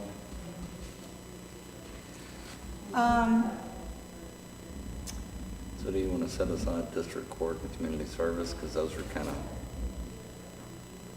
I'll be honest with you. quickies? Yeah, I mean, we haven't even gone over those in budget. We've Okay. literally only had time to do the big departments. So that leaves police, animal control, and administrative. And one of the things changing for Joey on the street department is adding a full-time. So right now, he's got 3 full-time and 2 part-timers for 2025. And 2026, we were budgeting for 4 full-time, 2 part-time. So those numbers are reflected on there. Okay. So that's, If you look at it, it's only up 5,000, yeah. And because we over budgeted. And if you're looking through your line item by line item and under the materials and supplies list, we're consolidating where it said materials, chip and seal, road oil, rock blended, rock chips. We're consolidating all of it and doing $100,000. just putting it in. All in one line materials. item. And I talked to him about that, though, I didn't know if he'd seen this. I didn't account for what we spent in ARPA. So when I added those 4 amounts, Mhm. and then thought about how much we spent in ARPA, that's way over 150,000. So I talked to Joey, and I don't think 100 would do it. It's 145. now. So 145 is what the chip seal, road oil, rock, and rock chips Okay. equal. So that's what Joey and I talked about, changing that one to. He's To still 150? under, To 145 or 150? 145. That's right there. Yeah, 145. Okay. I just had, I just hadn't put that in my computer. Yeah. Sorry about That that. was another one I didn't get a chance to talk to you about. Okay, I got it. That, because when we were talking, I didn't consider what was done. Right. Okay. Anything you want to add, Joey? Heather, did he go through some preliminary numbers about what some of the wish list items would cost? For used dump truck, $30,000 to $50,000. And for used 50 to 75 horsepower front loader, 4x4 open cab, between $30,000 and $40,000. A new tractor would be between $40,000 and $52,000. Snow plow, possibly 10,000. I called him today and got a price. The snow plow was $8,200 and the salt spreader was $6,700. Okay. Okay. Is that one with the gas engine and stuff? Sir, Just like all the other. equipment we've got. Yeah, it's gonna take, called him up and he matched up and he said that's basically what we're running on, or the last few we had, that's what we've got. What did you say, 80? What was the numbers again? 8,200. 82 for the snowplow, salt spreader 67. And then the burner, for the oil. Tank. I haven't priced them in a while. I haven't even looked at it, you know, it's really not the last couple of months, so I don't really remember what Okay. Thank you for that.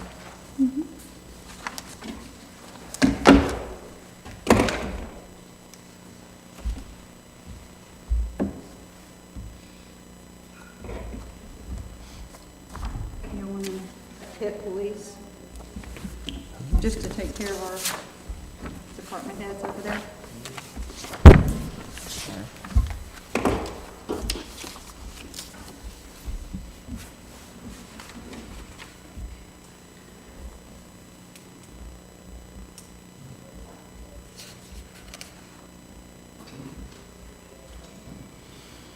Okay.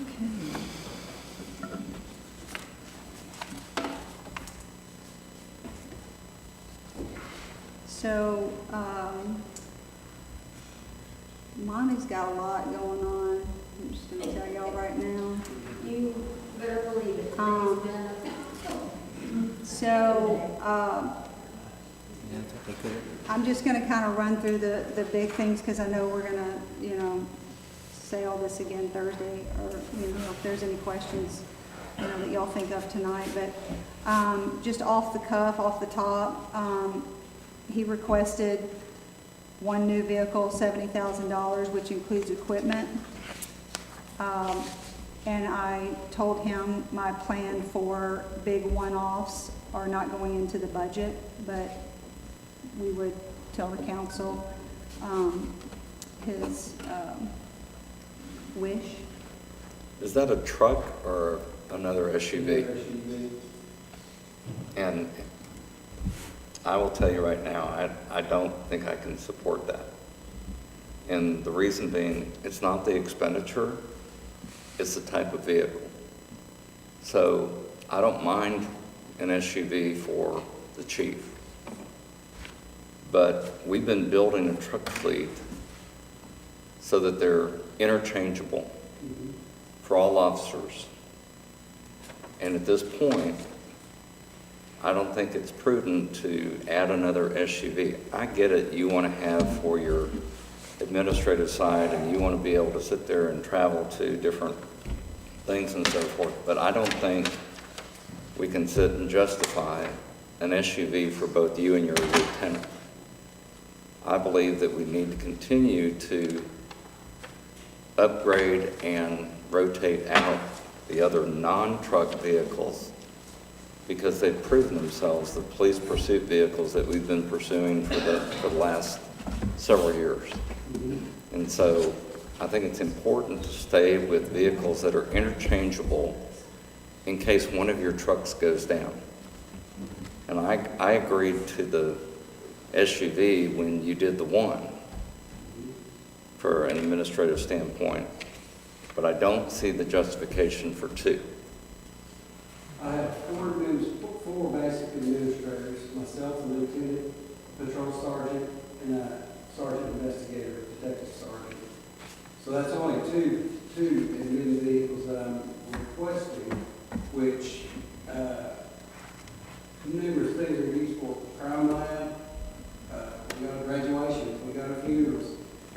Two of them, I'm not asking for four, but two of them would be enough that when we do have classes, we go to classes too, we can, if enough of us take those, we have room for all of us to go together in fewer vehicles rather than drive multiple vehicles. How many people can sit in the SUV? Probably seven or eight probably. I don't remember the back seats of each, or if it's their cabins, bucket seats. But how often are you moving 7 people to an administrative type of situation rather than patrol and normal police routine? I mean, I'm just saying, out of your calendar year, how often are you transporting more than 4 people? You actually have room in the trucks for 5. How often are you actually transporting more than 5 officers to an administrative type of function?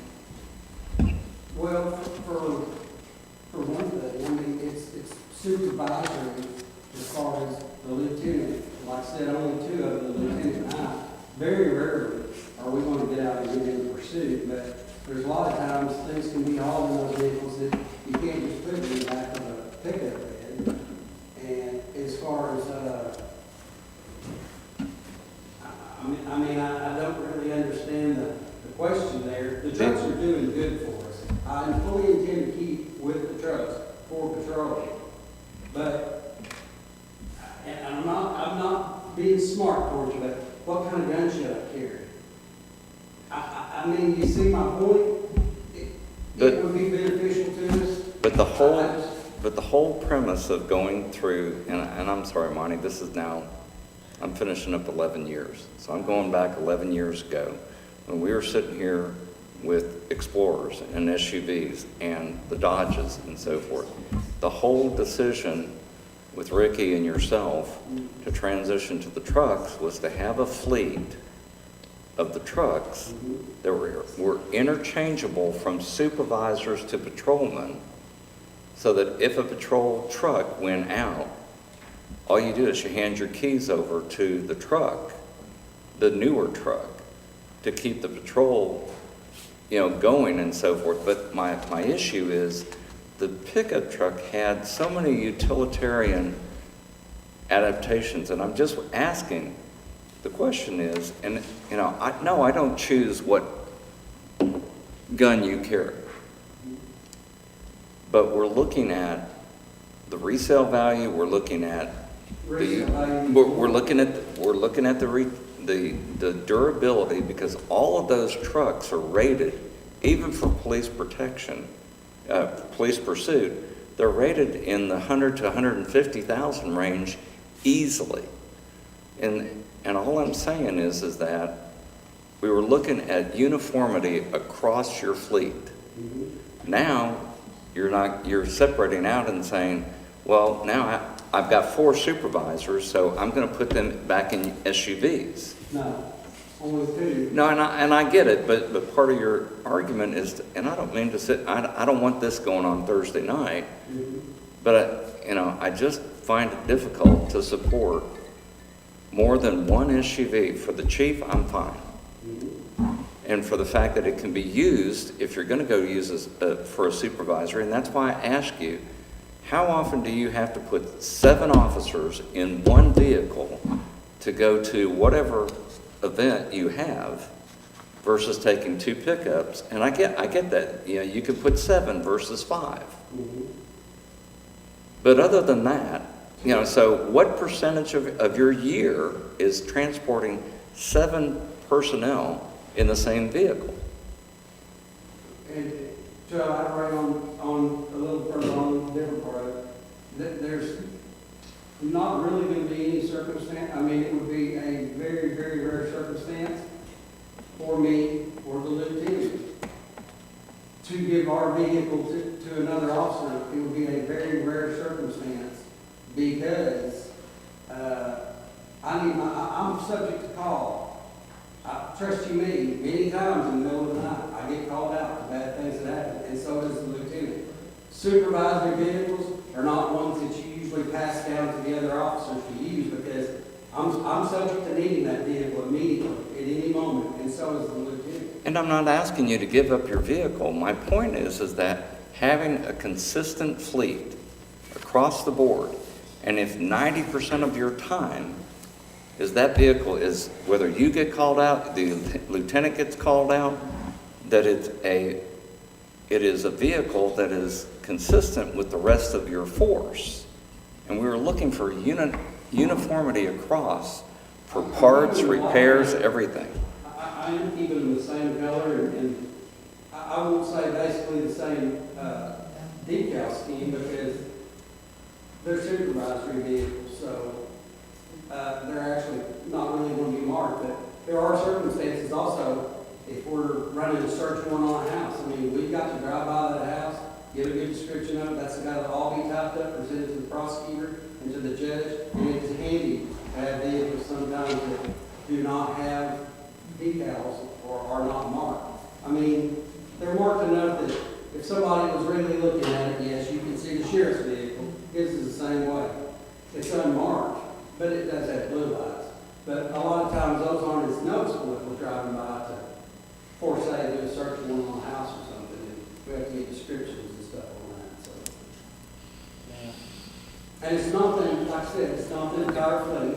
I'm satisfied with the trucks, but the two supervisory vehicles are only gonna be driven by two of the supervisors anyway. So I just don't see, as far as the difference between the trucks, actually the resale value on the SUVs is higher than they are on the trucks. And Rick was the one who wanted the trucks. I actually drove my Charger for 13 years. I had the opportunity 3 times to get a new truck or SUV, and I stuck with my Charger because to me it was more practical. But Rick made the choice to get the trucks. I like the trucks. They're serving their purpose. However, I just traded my Ford off. Rick, like I said, Rick made that decision, but I just traded my Ford off for a Chevrolet day before yesterday because that's the same transmission in that truck that was in my Expedition that I traded off. The day it went in for a new transmission at Freedom Ford, they said, yeah, we got 2 more that come in with it. They're having problems with the Ford transmissions. They're not having that problem with the Chevrolets. So out of the 8 or 10 trucks that you have, how many of you have had transmission problems? I haven't had any problem with them, but that also falls back into the program that I've explained that we're trying to get going. And I understand we got 1 truck this year instead of 2, but that was a program that Lieutenant Walsh used at Ash Flat, and he said he got a little flack on it too. He said once that they got the fleet to where it should be, it'd be like me asking you, hey, can I buy 2 new vehicles this year for $15,000 a piece? I figure everybody would probably say, oh yeah, you can, because when we get that fleet to where it should be, we're going to be trading in the 2 oldest vehicles, hopefully, because I'm still having some warranty on them, so the trading value will be more. And the only issue I have with getting the fleet modernized to that point that you can participate in that is that we don't have the budget that Ash Flat has. I don't think that the program that you're describing is something that Cherokee Village at this point, until we get additional revenue through sales tax or millage or whatever, I don't think we're ever going to be at the point that you're wanting to be in terms of trading out 2 vehicles every year on the program that you described. Because I talked with Mayor Fowler about the cost of that program, and I don't believe at this point, unless you can show me numbers that are dramatically different than what I've seen, I don't think that Cherokee is going to be able to go down that path, ultimately. But if you're swapping out 2 trucks every year, again, consistency of the fleet.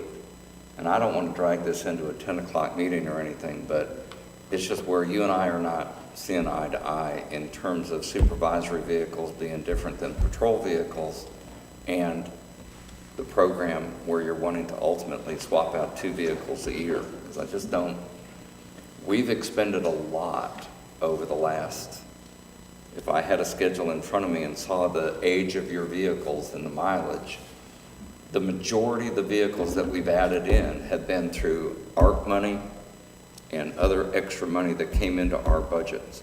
That's not in the normal course of income and expense with the city. So you ended up with a more modernized fleet because of supplemental state and federal money, not through normal budget processes of income and expense. So I don't think you're going to be able to maintain that same level of replacement to where you're doing 2 vehicles a year. May I say something? It's Tahoe, right? Now, a Tahoe versus the truck, fully decked out. What's the difference in prices? I mean, is there? The Tahoe is a little bit more expensive. I would have to go back and look at my notes. It is a little bit more expensive. But this last one that we got was not this. I believe it was a year previous too, so we got a little bit better. Right. It's just shopping like you do for a vehicle. If we can find one that's still new with maybe a year old there, that helps us a lot. So basically, the prices are about the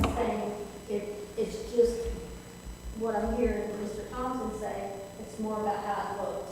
Oh, Is that what I'm saying?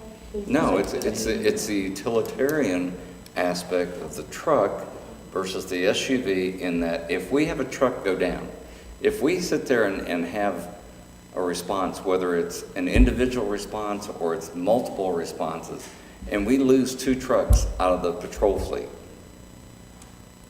it's much easier to sit there and put your lieutenant in one of the older vehicles, either an SUV, which is one of the old Explorers, or, you know, you like the Dodge Cruiser that you still have, you know, to sit there and say, okay, here's the keys to keep that patrol officer on the street in a truck that's similar to the rest of the fleet than it is to, because you're not going to sit there and hand them the keys to your Tahoe. But if your lieutenant was driving a truck and he could go take one of the older trucks that you don't want to have your officers in, one truck versus the other, the only difference being mileage, whereas your patrol officer can't sit there and have the same equipment underneath him if you and your lieutenant are both driving Tahoes. That's my point. It's a lack of interchangeability that... But I still plan on keeping a couple of these old vehicles, because that's something that's inevitable. It's a police car. At nighttime, I can't tell you how many times deer have been hit throughout the years. I mean, anybody that's ever hit one knows that happens that quick. And chasing people, I mean, cars get tore up.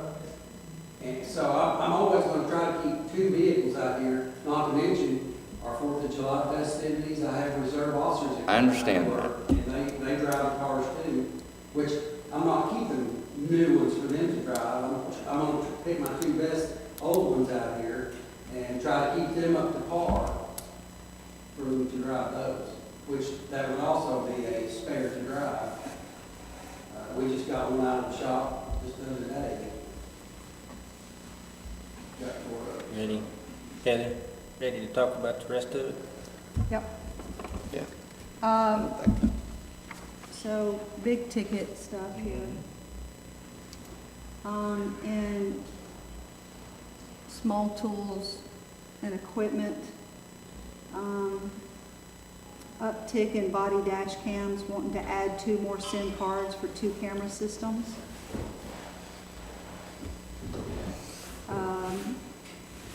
Labor is complex.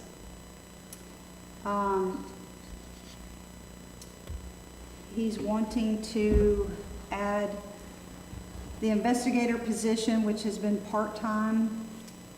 Mr. John Hutchins went up to 4 days a week this past year, and Monty is expecting a retirement out of him at some point in 2026. And Monty wants to have the future investigator job as a full-time job to be able to attract that type of position. That's one of his labor expense asks. Also, maybe we can get some, those notes you gave me, we might want to get to the council. Okay. I think that's going to be helpful. But he is wanting to substantially increase 2026 salaries across his board to retain employees that he keeps losing to other cities for wages. So his projected salaries for 2026 increase. Bonuses range anywhere from 4.5% to 19.45%. We'll get all this. There's about 3 pages of helpful information. We'll get all that to y'all. So just If I'm looking at Misty's numbers correctly, it averages into about a 12% increase. 26 versus 25. Yeah, I didn't do the Go math on that way, salary, but you. Some are higher, you're- some are lower, but yeah. it looks like that basically it's about 12%. Where it's coming in, he had asked me, we talked, presented to the budget and the budget committee, you know, and then to the council is that, you know, we're paying about $5,000 to $6,000 less than any department around us. Right, and your, And every- again, your I mean, every biggest bit of 5,000, competition is 6,000. pretty much Ash Flat. But Even we're the losing county. officers to all the communities around us because, Yeah, you know, Ashland, we're the county. below salary, Correct. bottom line. Correct. I've lost 17 officers in the last 5 years. 12 of those were to other departments. One of them is not left yet, but he's been promised a position at Ash Flat, my sergeant. One retired. But all the other officers, I've had 2 or 3 for Ash Flat, but all the rest of them went to Fayetteville, Johnson City, Little Rock, another one to Ash Flat. I've had several of them, another one to the Department of Corrections. I'm losing them, I can't keep them here because other places are paying more. So I'm just trying to be competitive. I did use Ash Flat to look at for my numbers, and we're still, even the increase that I'm asking for, we're still below Ash Flat. Right. Or right at it on some of them. We're close, Yeah, yes, yeah. yes, but we're still. So let's get, Yeah, let's even- get copies even of the county pays better the now. red, blue, and County green deputies sheets up that to you got me, 40. that, you know, that Yes. kind of covered Wasn't that all long ago? I that remember they stuff. only made Let's, 16. let's get that to down. Heather, I did, change the payroll tax line. You see my note? I did, I put it at Okay. 37. I did the math with the new, figures, and I feel more comfortable And- raising it up a Okay. little bit. The other question I have is on equipment, you know, not equipment, but uniforms. So my understanding, your part-time officers, they pay out of pocket for uniforms, vests, whatever. No. Do they or do they not? No, we provide the uniform and the badge medal on the uniform, but they are responsible for their own duty belt, everything on the From the duty waist belt. down. Their handgun, their handcuffs, they are responsible for that. Okay. Yeah, we buy them the shirt and the badge and the stuff, but they're responsible for everything from the waist down. What about the vest? That's what we provide. Yeah, right this. Okay. Oh, and I don't, and one of the things we talked about too is, if it come to the, you know, if it come to the discussion between a new vehicle or the wage increases, we would put a pause on the new vehicle for next year to make sure we get the wage increases. Because, I mean, taking care of our employees, you know, outweighs getting a new truck. That's, the only additional thing is, under administrative, under computer software, another ask that he has, he's wanting to add a 4th Crime Star reporting system, which is roughly $3,300. And with that, extra reporting system, you have a $400 a year maintenance with that. So, getting a new Crime Star reporting system, they get a laptop with that. And basically, you've had 3 Crime Stars for a handful of years. As long as I've been here, we've had 3. Many times, we have to ask somebody to get off Crime Star when someone else is meeting on it. But the $3,300 for the Crime Star license is a one-time fee, and then it's a $400 after that yearly fee. But with that license, we also get a laptop version, and my officers, we can share the desktops. That's where we ask each other to get off of it, but they do not allow us to share on the laptop version. So all of my officers do not, we are writing tickets now. We can run people's license and everything from our laptops, but all my officers do not have it. And that's why But I'm with this, going to they'll, get that. A big reason is to try to get that laptop version added with it, Yeah. so that I can supply that to all of my officers. yeah, they'll be able to use the reporting system in the truck, in the vehicle, the computer and everything in the vehicle. So did we repurpose any of the council laptops that we stack. We're talking about. Yeah, that's what we've been talking about, we can. They've asked, matter of fact, I think one of them going to animal control, isn't it? Yeah. Animal control asked about needing a new computer, and we'll get one, we got Okay. them set back. On admin, we do have a fairly substantial increase, I mean, a higher percentage than the police department, but we're on salaries. So Okay. what's driving that?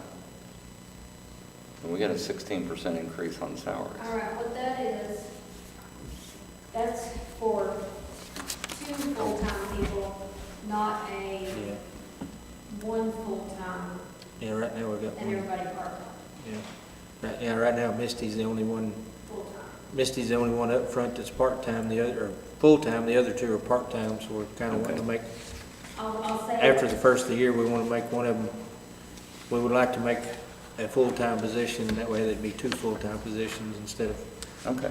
get a little, I just need Yeah. to clarify that. Okay. instead of, So that leaves us Yeah, with we animal want to go control. back to 2 full-time. yeah, yeah, when I Before it started. was 2 full-time, 1 part-time, Right.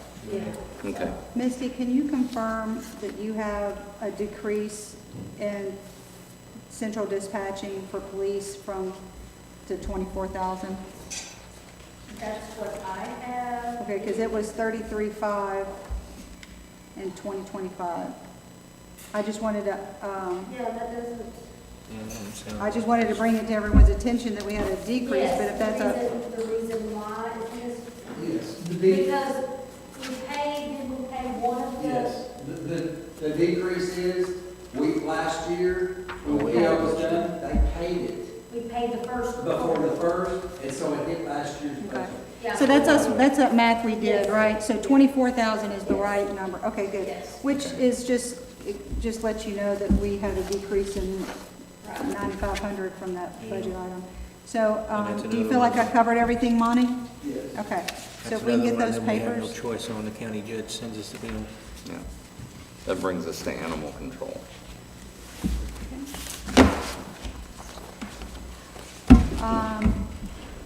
I worked with her and Heather did too on a lot of this before she left for maternity leave. So my issue on animal control is that this year, we saw an increase in salaries from 44 to 60. That was a 35% increase in 2025 versus 24. In 26, what I'm looking at is yet another 22% increase in salaries. It's only a 3% raise. Pardon? It's only 3% from what they're getting paid now. Yeah, So, it is. but the salary line went from 60 to 73. Okay, what this is if Morgan stays on at part-time. And that right now, I would object to, because we brought Morgan on Right. as part-time during the maternity leave. And then that was supposed to stop in January, after maternity leave was over. And I'm sorry, but if Megan can't handle the full-time position along with the help that she had in previous years, then we've got an issue. But you know, we're now taking animal control to $136,000 a year, and I've already got members of the community that have been harping on me on where we were this year with this year's budget. Well, the thing is, okay, this is what we had talked about. Now, there's two new buildings. That's more animals. So It's only more animals because they take in more animals. and They choose to take in more animals than what they're supposed to be managing. it's kind of hard, It's kind of like building a bigger restaurant, everything goes up The with it. problem is that the cat building, the new cat building that was built was supposed to replace, and we were never supposed to put cats in the old cat building. Same thing with the new dog, same thing with the new dog Tell building. me what she's supposed to do when people dump animals over the fence. That's not the majority, my understanding, in talking with some of the volunteers, that you have one dog that's been out there for over 4 years. Came on as a puppy and has been retained for 4 years. There's no animal shelter, Jonesboro, in our neighboring towns. They euthanize animals. They euthanize. At some point, if you cannot adopt an animal out, you cannot possibly, this is not a permanent home for animals. I agree, they need to be adopted out. It is animal control. You can't force somebody to adopt a dog. But- They have adoption things almost every weekend. And I'm not saying that they're not, and Misty, I'm not gonna argue whether we have a humane society or an animal control. It started out as animal control. Yeah, I get that. And it's It's morphed into that. And so if you go to Batesville, they have a humane society. They have money to be able to do things. They have a humane society that operates separate of the city, without one penny of city money going to that in Batesville. When you look at the average cat population over in Jonesboro, it's 6 cats. How do they fund their Facebook? But again, we're talking about communities that have budgets that far exceed us. We have to sit here and look at, are we going to spend more money on animal control than we are on P&Z? Are we going to sit there and add more personnel to animal control when we're telling Joey to operate with less, or the fire department to operate with less? But what I'm saying is, the employees that's out there work their tails off. I don't dispute that. 7 days a week. I don't dispute that. And it's kind of hard. But to we tell them can't afford to tell to them. have a part-time person go beyond January in animal control. When we justified it this year, we justified adding that person only during the maternity leave. That's what we voted on. We didn't vote on a permanent full-time or part-time person. And I'll say, I'm the one that added that number in there. That wasn't Megan. She said she would like to keep her on. Now, this- And I will tell you, on Thursday evening, I will vote against that. well, that's- To roll this back to the budget. It was bad enough that we went to 60, but you're going to have to carve out the part-time person as of the end of maternity leave. At the end of January, February at the latest. You've got to end that. Well, okay, so we're gonna ask the 1.5 employees to work 6 days a week. What are we asking Joey to do when it comes plow time this winter? What are we asking the fire department to do every single day? No, but he's sitting here covered up with work all year long, okay? We tell our other 3 department heads, or 4, excuse me, we tell fire, police, road, and P&Z to operate with minimal staff. I will go to bat for any of them. Well, They have then, animal control. then you're gonna have to back off of animal control. Am I now? Yes, ma'am. Well, and then the other issue, not to kick the can down the road, as Councilman Thompson likes to say, but the other issue is we have other communities that are contributing to this issue. All of the headaches and the labor and the time and the spend and the money, it's not just a Cherokee Village issue. We have all these other townships that are dumping animals and creating our problem.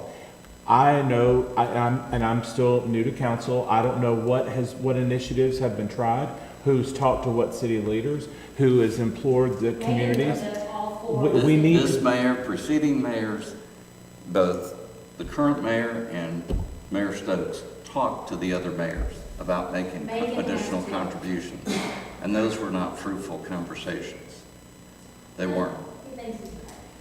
What has changed out at Animal Control is we built 2 new facilities. We built a cat house, we built a dog house, we put in a full site generator. We spent we got donations from 2 individuals that totaled about And one of them was like a- $180,000.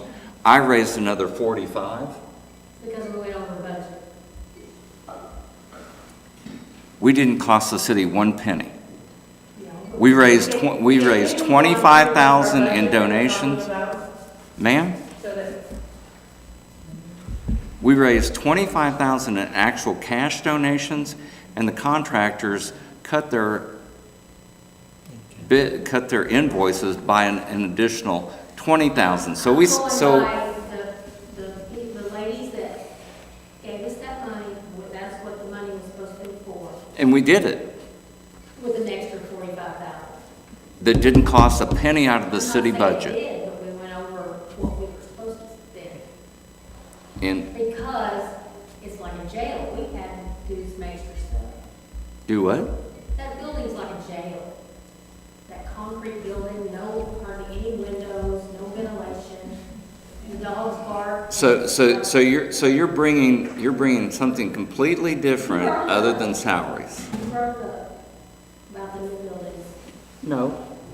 I brought up the fact that he asked whether or not what we have done in terms of reaching out to other communities. And you brought up the new buildings and how much you spend on it. But the fact of the matter is, we didn't take a single penny from taxpayers' pockets. We didn't. The people you got money from, is it a taxpayer? We didn't take a single dollar of taxes collected by the city That's different. to spend for a city facility. We didn't. I didn't say you did. So, but the point here is that we have a half person that you've put back in the budget, and I am objecting, and I will raise the issue Thursday night, and I will vote against that part-time position for 2026. You need to still use her. I said, I'll put that in. This is a proposed budget. Yes, ma'am. This isn't a. But we're gonna vote on are we gonna vote on it Thursday night? Yes or No, no? I don't think we're ready. Well, the big things to talk about, for example, let's take the police department's budget, like talking about getting their increases. Understand. That's something that I feel like we need to have a collective answer on, so that I'm not doing double work. No, and I So- agree. And so, like, what I would say about animal control, like, this is all about giving the cliff notes to the big things that they're asking, or issues that are going on, and for us to discuss, and then budget's gonna go back together, we're gonna do this all again in December, and it will almost be fine-tuned in December, and we are gonna Make it- trim it up in January and move on. But I think council, I feel like doing it this way, and council knowing about big ticket items and big things that are going on with salaries is a good And I don't approach. dispute that, but we have gone from 44,000 last year for 1.5 people to 73,000 proposed in salary. That was just like everybody, Two all full-time, one departments, part-time. that was It's just to ask a asking. and ask. Right, Or- so- Megan's not here. We get, I would tell her, I told her I'd put this in here, we would talk. And I think we should, I think- but to be clear, for Megan and Brendan, full-time with their 3% raise is roughly about $55,000.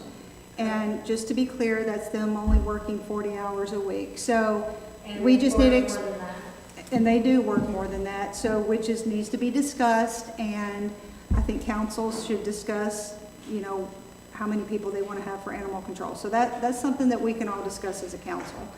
and also I tell people, it's an election year for your county level judges. You need to be twisting the ears of your county judges, respective Sharp and Fulton County. Because we're dealing with a county problem in Sharp and Fulton County, and myself and Megan included has been to the county judges, and it don't, Yeah. they say it's a Cherokee problem. So other So- situations going on, the animal control has 2 trucks, one of which I found out recently needs to go to the mechanic that hadn't been done yet. Did you push that forward, Mayor? Scheduled money? I'm speaking for Megan about it, I told her that she needs to get that done. Okay. So that we can Get find out the, scheduled, get it in. so we can find out the cost on that. Yeah, I have a question.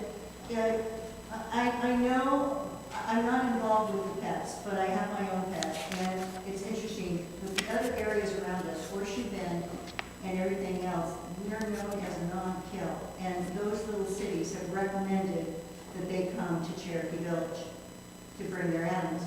I'm kind of curious as to, have you all talked to those small towns to contribute a small percentage of their own budgets to our budgets to accommodate? Now, I have no Horseshoe Bend. And to answer your point, the 11 years I've been on council, every single year, we've asked mayors of surrounding towns to help in any way. $1,000, $5,000, any amount would be helpful. We've been turned down flat by every single surrounding mayor. We've been turned down flat by the county judges. Okay, again, to Mayor Rosa's comment, is they look at it as a Cherokee problem, even though they know that they're sending animals over here. But the issue that we have to look at is that, you know, how many full-time employees, Monty, do you have, and part-time employees in your department? I'm sorry, How many full and part-time employees do you have in your department? I have 9 Total. full-time, well, 10 counting K, 10 full-time, and at any given time, 10 part-time. So That 20. fluctuates some. So 20, but 18 to 20 employees, is that fair? Correct. So 18 to 20 employees, and again, I'm just trying to give people a relative, because what I'm getting, the pushback that I'm getting from the community, and it's not all, but it's certainly some leaders in our community. So I'm just using this as an example.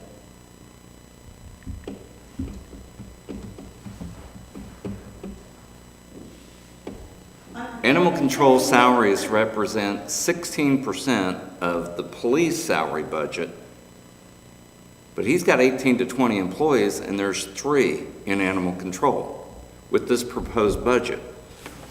Hold on a second, and now let me go over to, and I can do the similar thing for the fire department.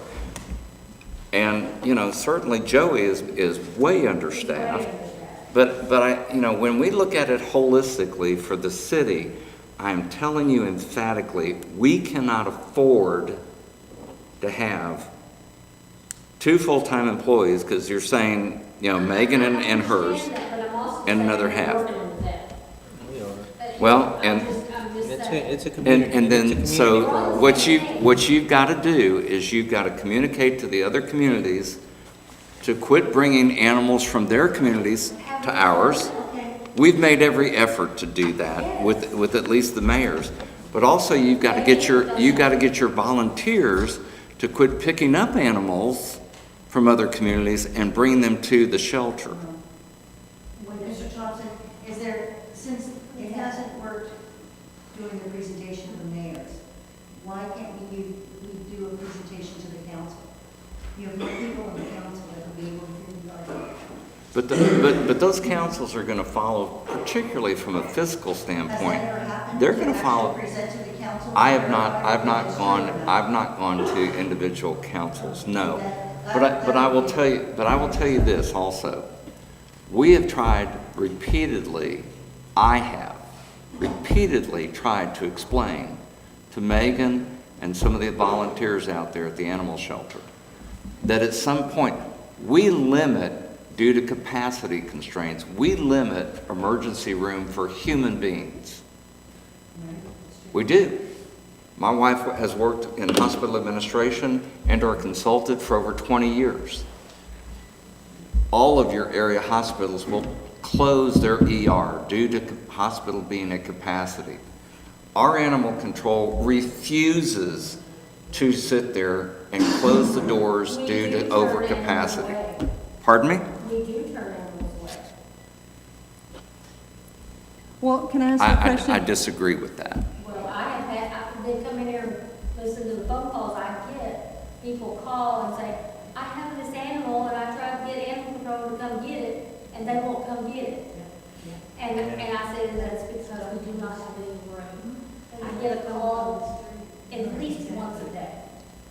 Okay, well then that's changed. At that point, they just bring the animal in and dump it somewhere, knowing that it's not gonna cause a problem, Right, and you don't have a choice. So you okay. can either let that animal get killed in the road, or they have to go pick it up because somebody says to get rid of it. It's in my property. It's a problem, and I don't know what the answer is.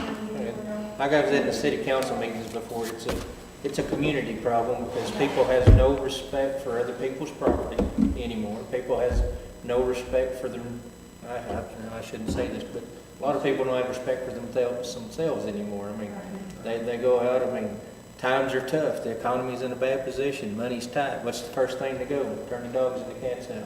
Yeah. You know, I mean, and I guess I'm a realist there. I mean, it's the people.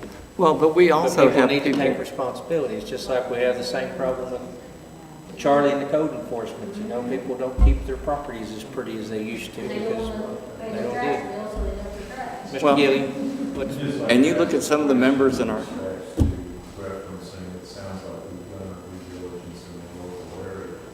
I do know probably 3 years ago, as we were going to the council, and a lot of activity.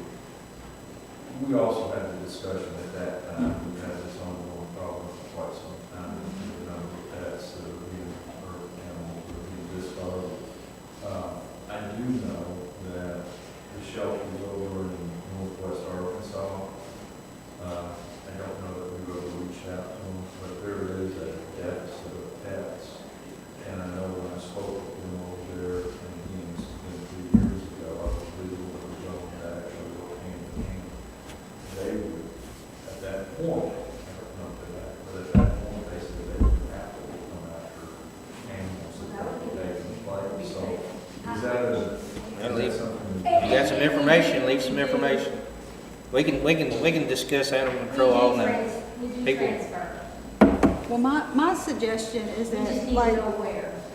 this to me is like what our Animal Control Commission would be great at, the team. If like we need to revamp animal control anything, you know, start it with the commission, based on, you know, council request or the mayor's request, and like create rules or logs or, you know, guidelines or the vision or whatever it is, instead of kicking the can and passing the buck to whatever. Let a team, a committee. I chaired that committee for a year. We gave them guidelines for, again, getting back to the comments I've heard, negative comments about the building. We had plans in place for the building for 8 months before we started construction. I don't think we told them. And there was no input in terms of a request to change the size of the kennels. We built it so that it could stand according to the donors and the trustees would stand the test of time. That's what resulted in both buildings, but certainly on the dog building. And we gave guidelines from San Diego, University of San Diego, and that was recognized as guidelines. To a large extent, those got ignored. I'm not Megan's supervisor. I don't have any control over the volunteers out there. Do they do a great job? Yes, they do a great job. But you can't sit there and continue to tell other departments that they're going to hold their line as best they can in terms of salaries, and we go from $44,000 to $73,000 pardon? When did I say that? I'm saying, generally speaking, I don't think it's fair for one department to have a 22% increase in budgeted salaries. There's other departments too. But they haven't, even the police department that has a significant increase in salary, it's 12%. It's 12% for the police department. Did you This is a not hear me? 22% increase. This is a proposed budget. This is why we're sitting here talking about it like this tonight. Why do you keep bringing it up? I said it's a proposed budget. She said she would like to have Morgan stay on, but she understands, so that's why I put it in there. Okay. You can take it out if you want to, So, and let everybody know why. so the proposed budget is for Megan and Brendan full-time with their 3% increase raise, Morgan being part-time, working at the most 50 hours every 2 weeks. So that's what's in the budget, that's just where that number comes from. In addition to the few extra things that Megan and Brendan do on the weekends with all the adoption stuff. So, I mean, the salaries are cushioned a little bit for special events. Weekend and special events. Right.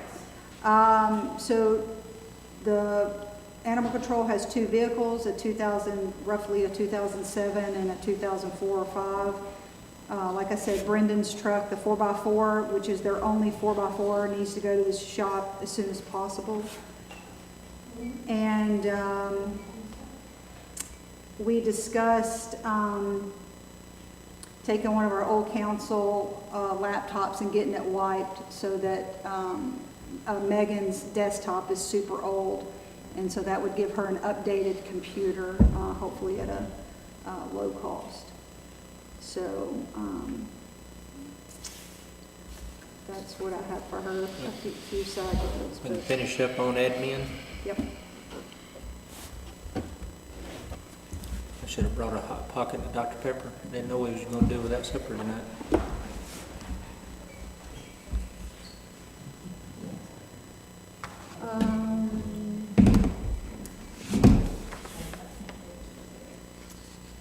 Just the highlights of admin.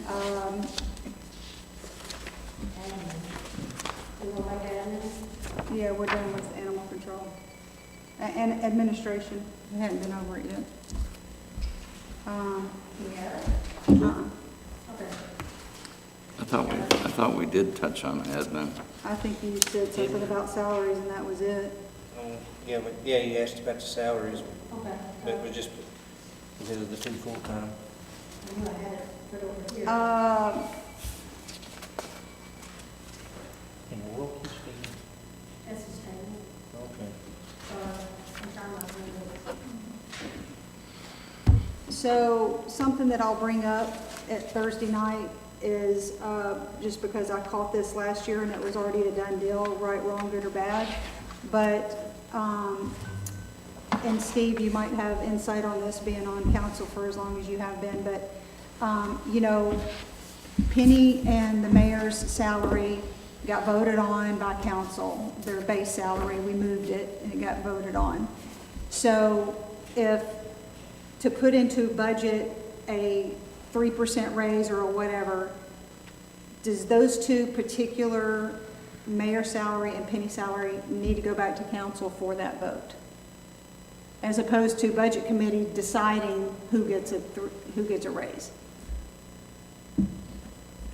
Well, I think if we go back to the previous mayor, Russ Stokes, he built in an annual increase because of experience into the mayor's salary.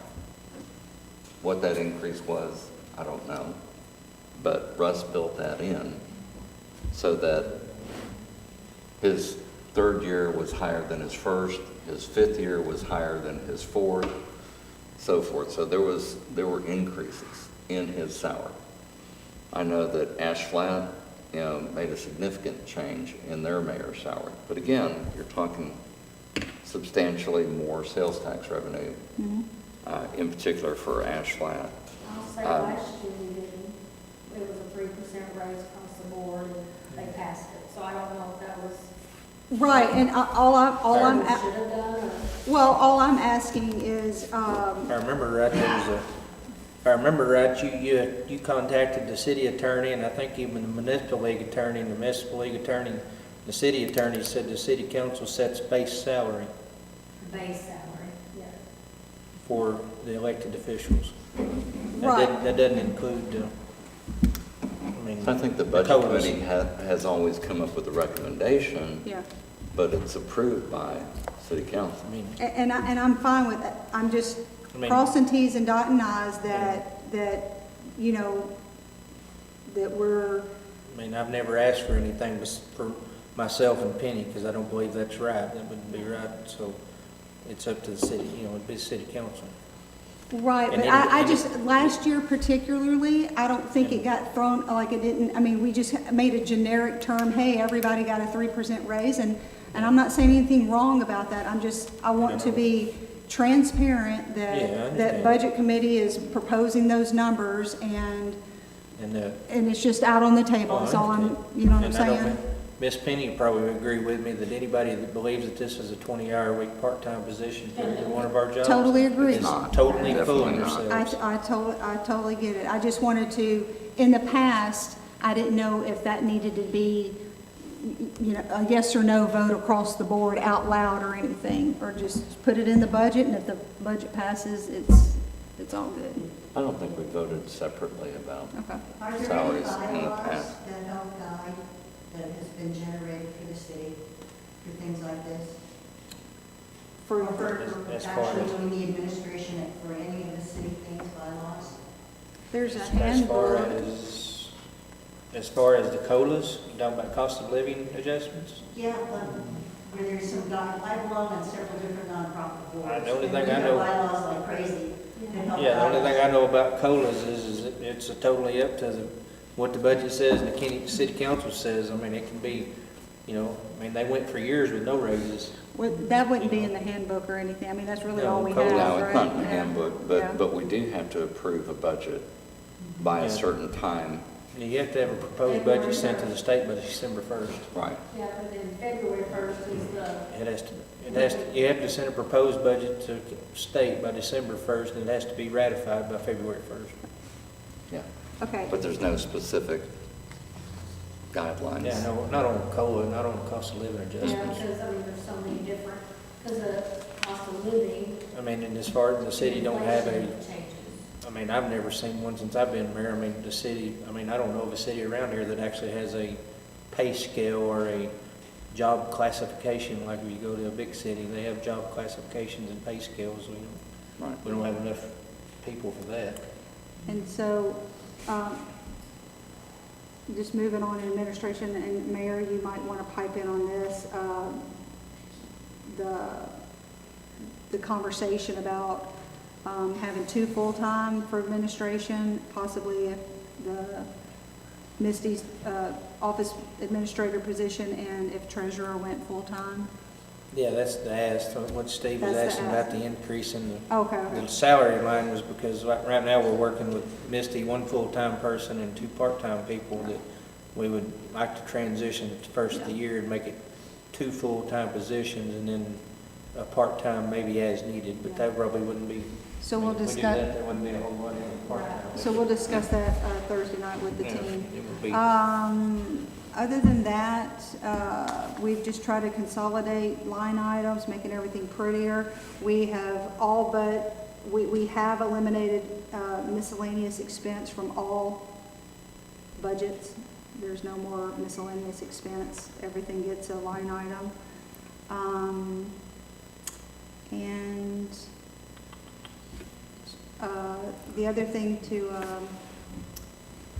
discuss, we're going to discuss with the council about this year was the talks about going to the municipal league and what the city wants to pay for and not pay for, so we can talk about that at Thursday night's meeting. So that's it for administration.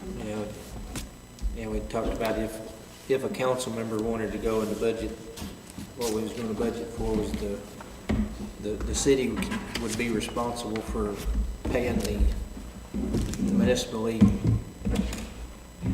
fees, but it would be up to the council member to have to be up to Travel them and to do. food. You know, travel, food and stay would be on them. The Yeah, city, that's the city kinda would buy why the Ticket. the ticket to get you into the conference. Yeah, that's why I kind of went up on the registration fee. What we talked about is maybe if, you know, if the council wishes and everything's good, you know, they have a winter conference in January, which is geared toward new incoming elected officials, and then the summer conference is in June, which is, you know, more geared towards people that, you know, that you've been in office a while. You know, we might could have, set aside enough money for 2 in the 4 years, 2 in the, 2 in the summer school and 2 in the winter school, if they wanted to go. Yeah. And trying to rotate it around, give everybody a chance. So that's the proposed budget. That's the proposed budget, so, We're actually not too far off, and Misty did some typing on the, hammering out on the old calculator, there we go. Sugar is getting a little low, I guess. But anyway, and actually we made some changes in here, so it'll actually be less, but I'm gonna say by the time it's said and done, we're actually only about, what'd you say, 200? I'd say we're only 200,000 difference, which is actually better than we started in last year. Last year was like last year was, it was way. well, I'm just gonna say that I haven't done those numbers, because I don't wanna know them right now. Well, and I was, I just wanted to get a baseline of I what it was know, and at. I'm on the glad you did. revenue part, I was pretty conservative. Yeah, and one There thing, was- she's very conservative, There was and I a agree. couple line items that I felt like were too high this year, so it's gonna look like franchise fees. I don't think, there's no way we're gonna get to what we budgeted this year. And so it looks like I went way down, but that's what I think we'll get next year. And then, Unless we get something huge, Yeah. another something in here. and I'll also say, ever since I've been here, I mean, the budget was 150 to 250,000, deficit, if that's what you want to call. But the budget's on paper, and that's what's on paper. But that don't mean the department heads spend the money if we don't. We're very lucky and fortunate to have very frugal department heads that don't spend money unless it's necessary. So because of that, we've actually come in under budget, just a little bit. But I mean, it's just because they pulled back and didn't spend their budget. Just because it's on paper don't mean we spend it. If we see the money's not coming in, we just say, hey, pull back, you can't spend. But anyway, so that's all we got, I guess. And we'll just rehash all this Thursday. Yeah. Hopefully not. Well, you know what I mean. 2.5 hours. Maybe it'll be a cliff note, It'll be all right. a condensed version. And also, thank you, everybody, for being here. It means a lot. Thank you. Thank you, Misty, for getting the paperwork ready. Thank Like I've you. always said, I want people. Thank all I like of it you when people for get coming. involved. Thank you. I actually got more people when you come to the council meeting.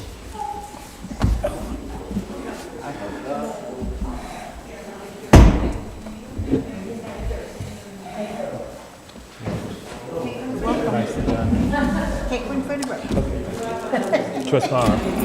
I'm gonna take a good ball. Thank you.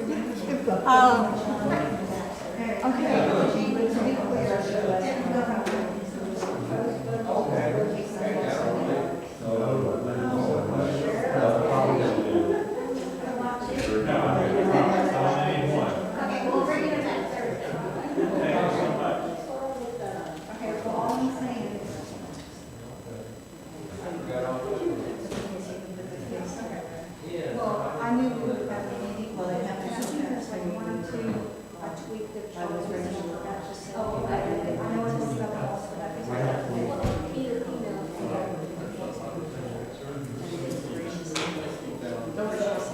Yes.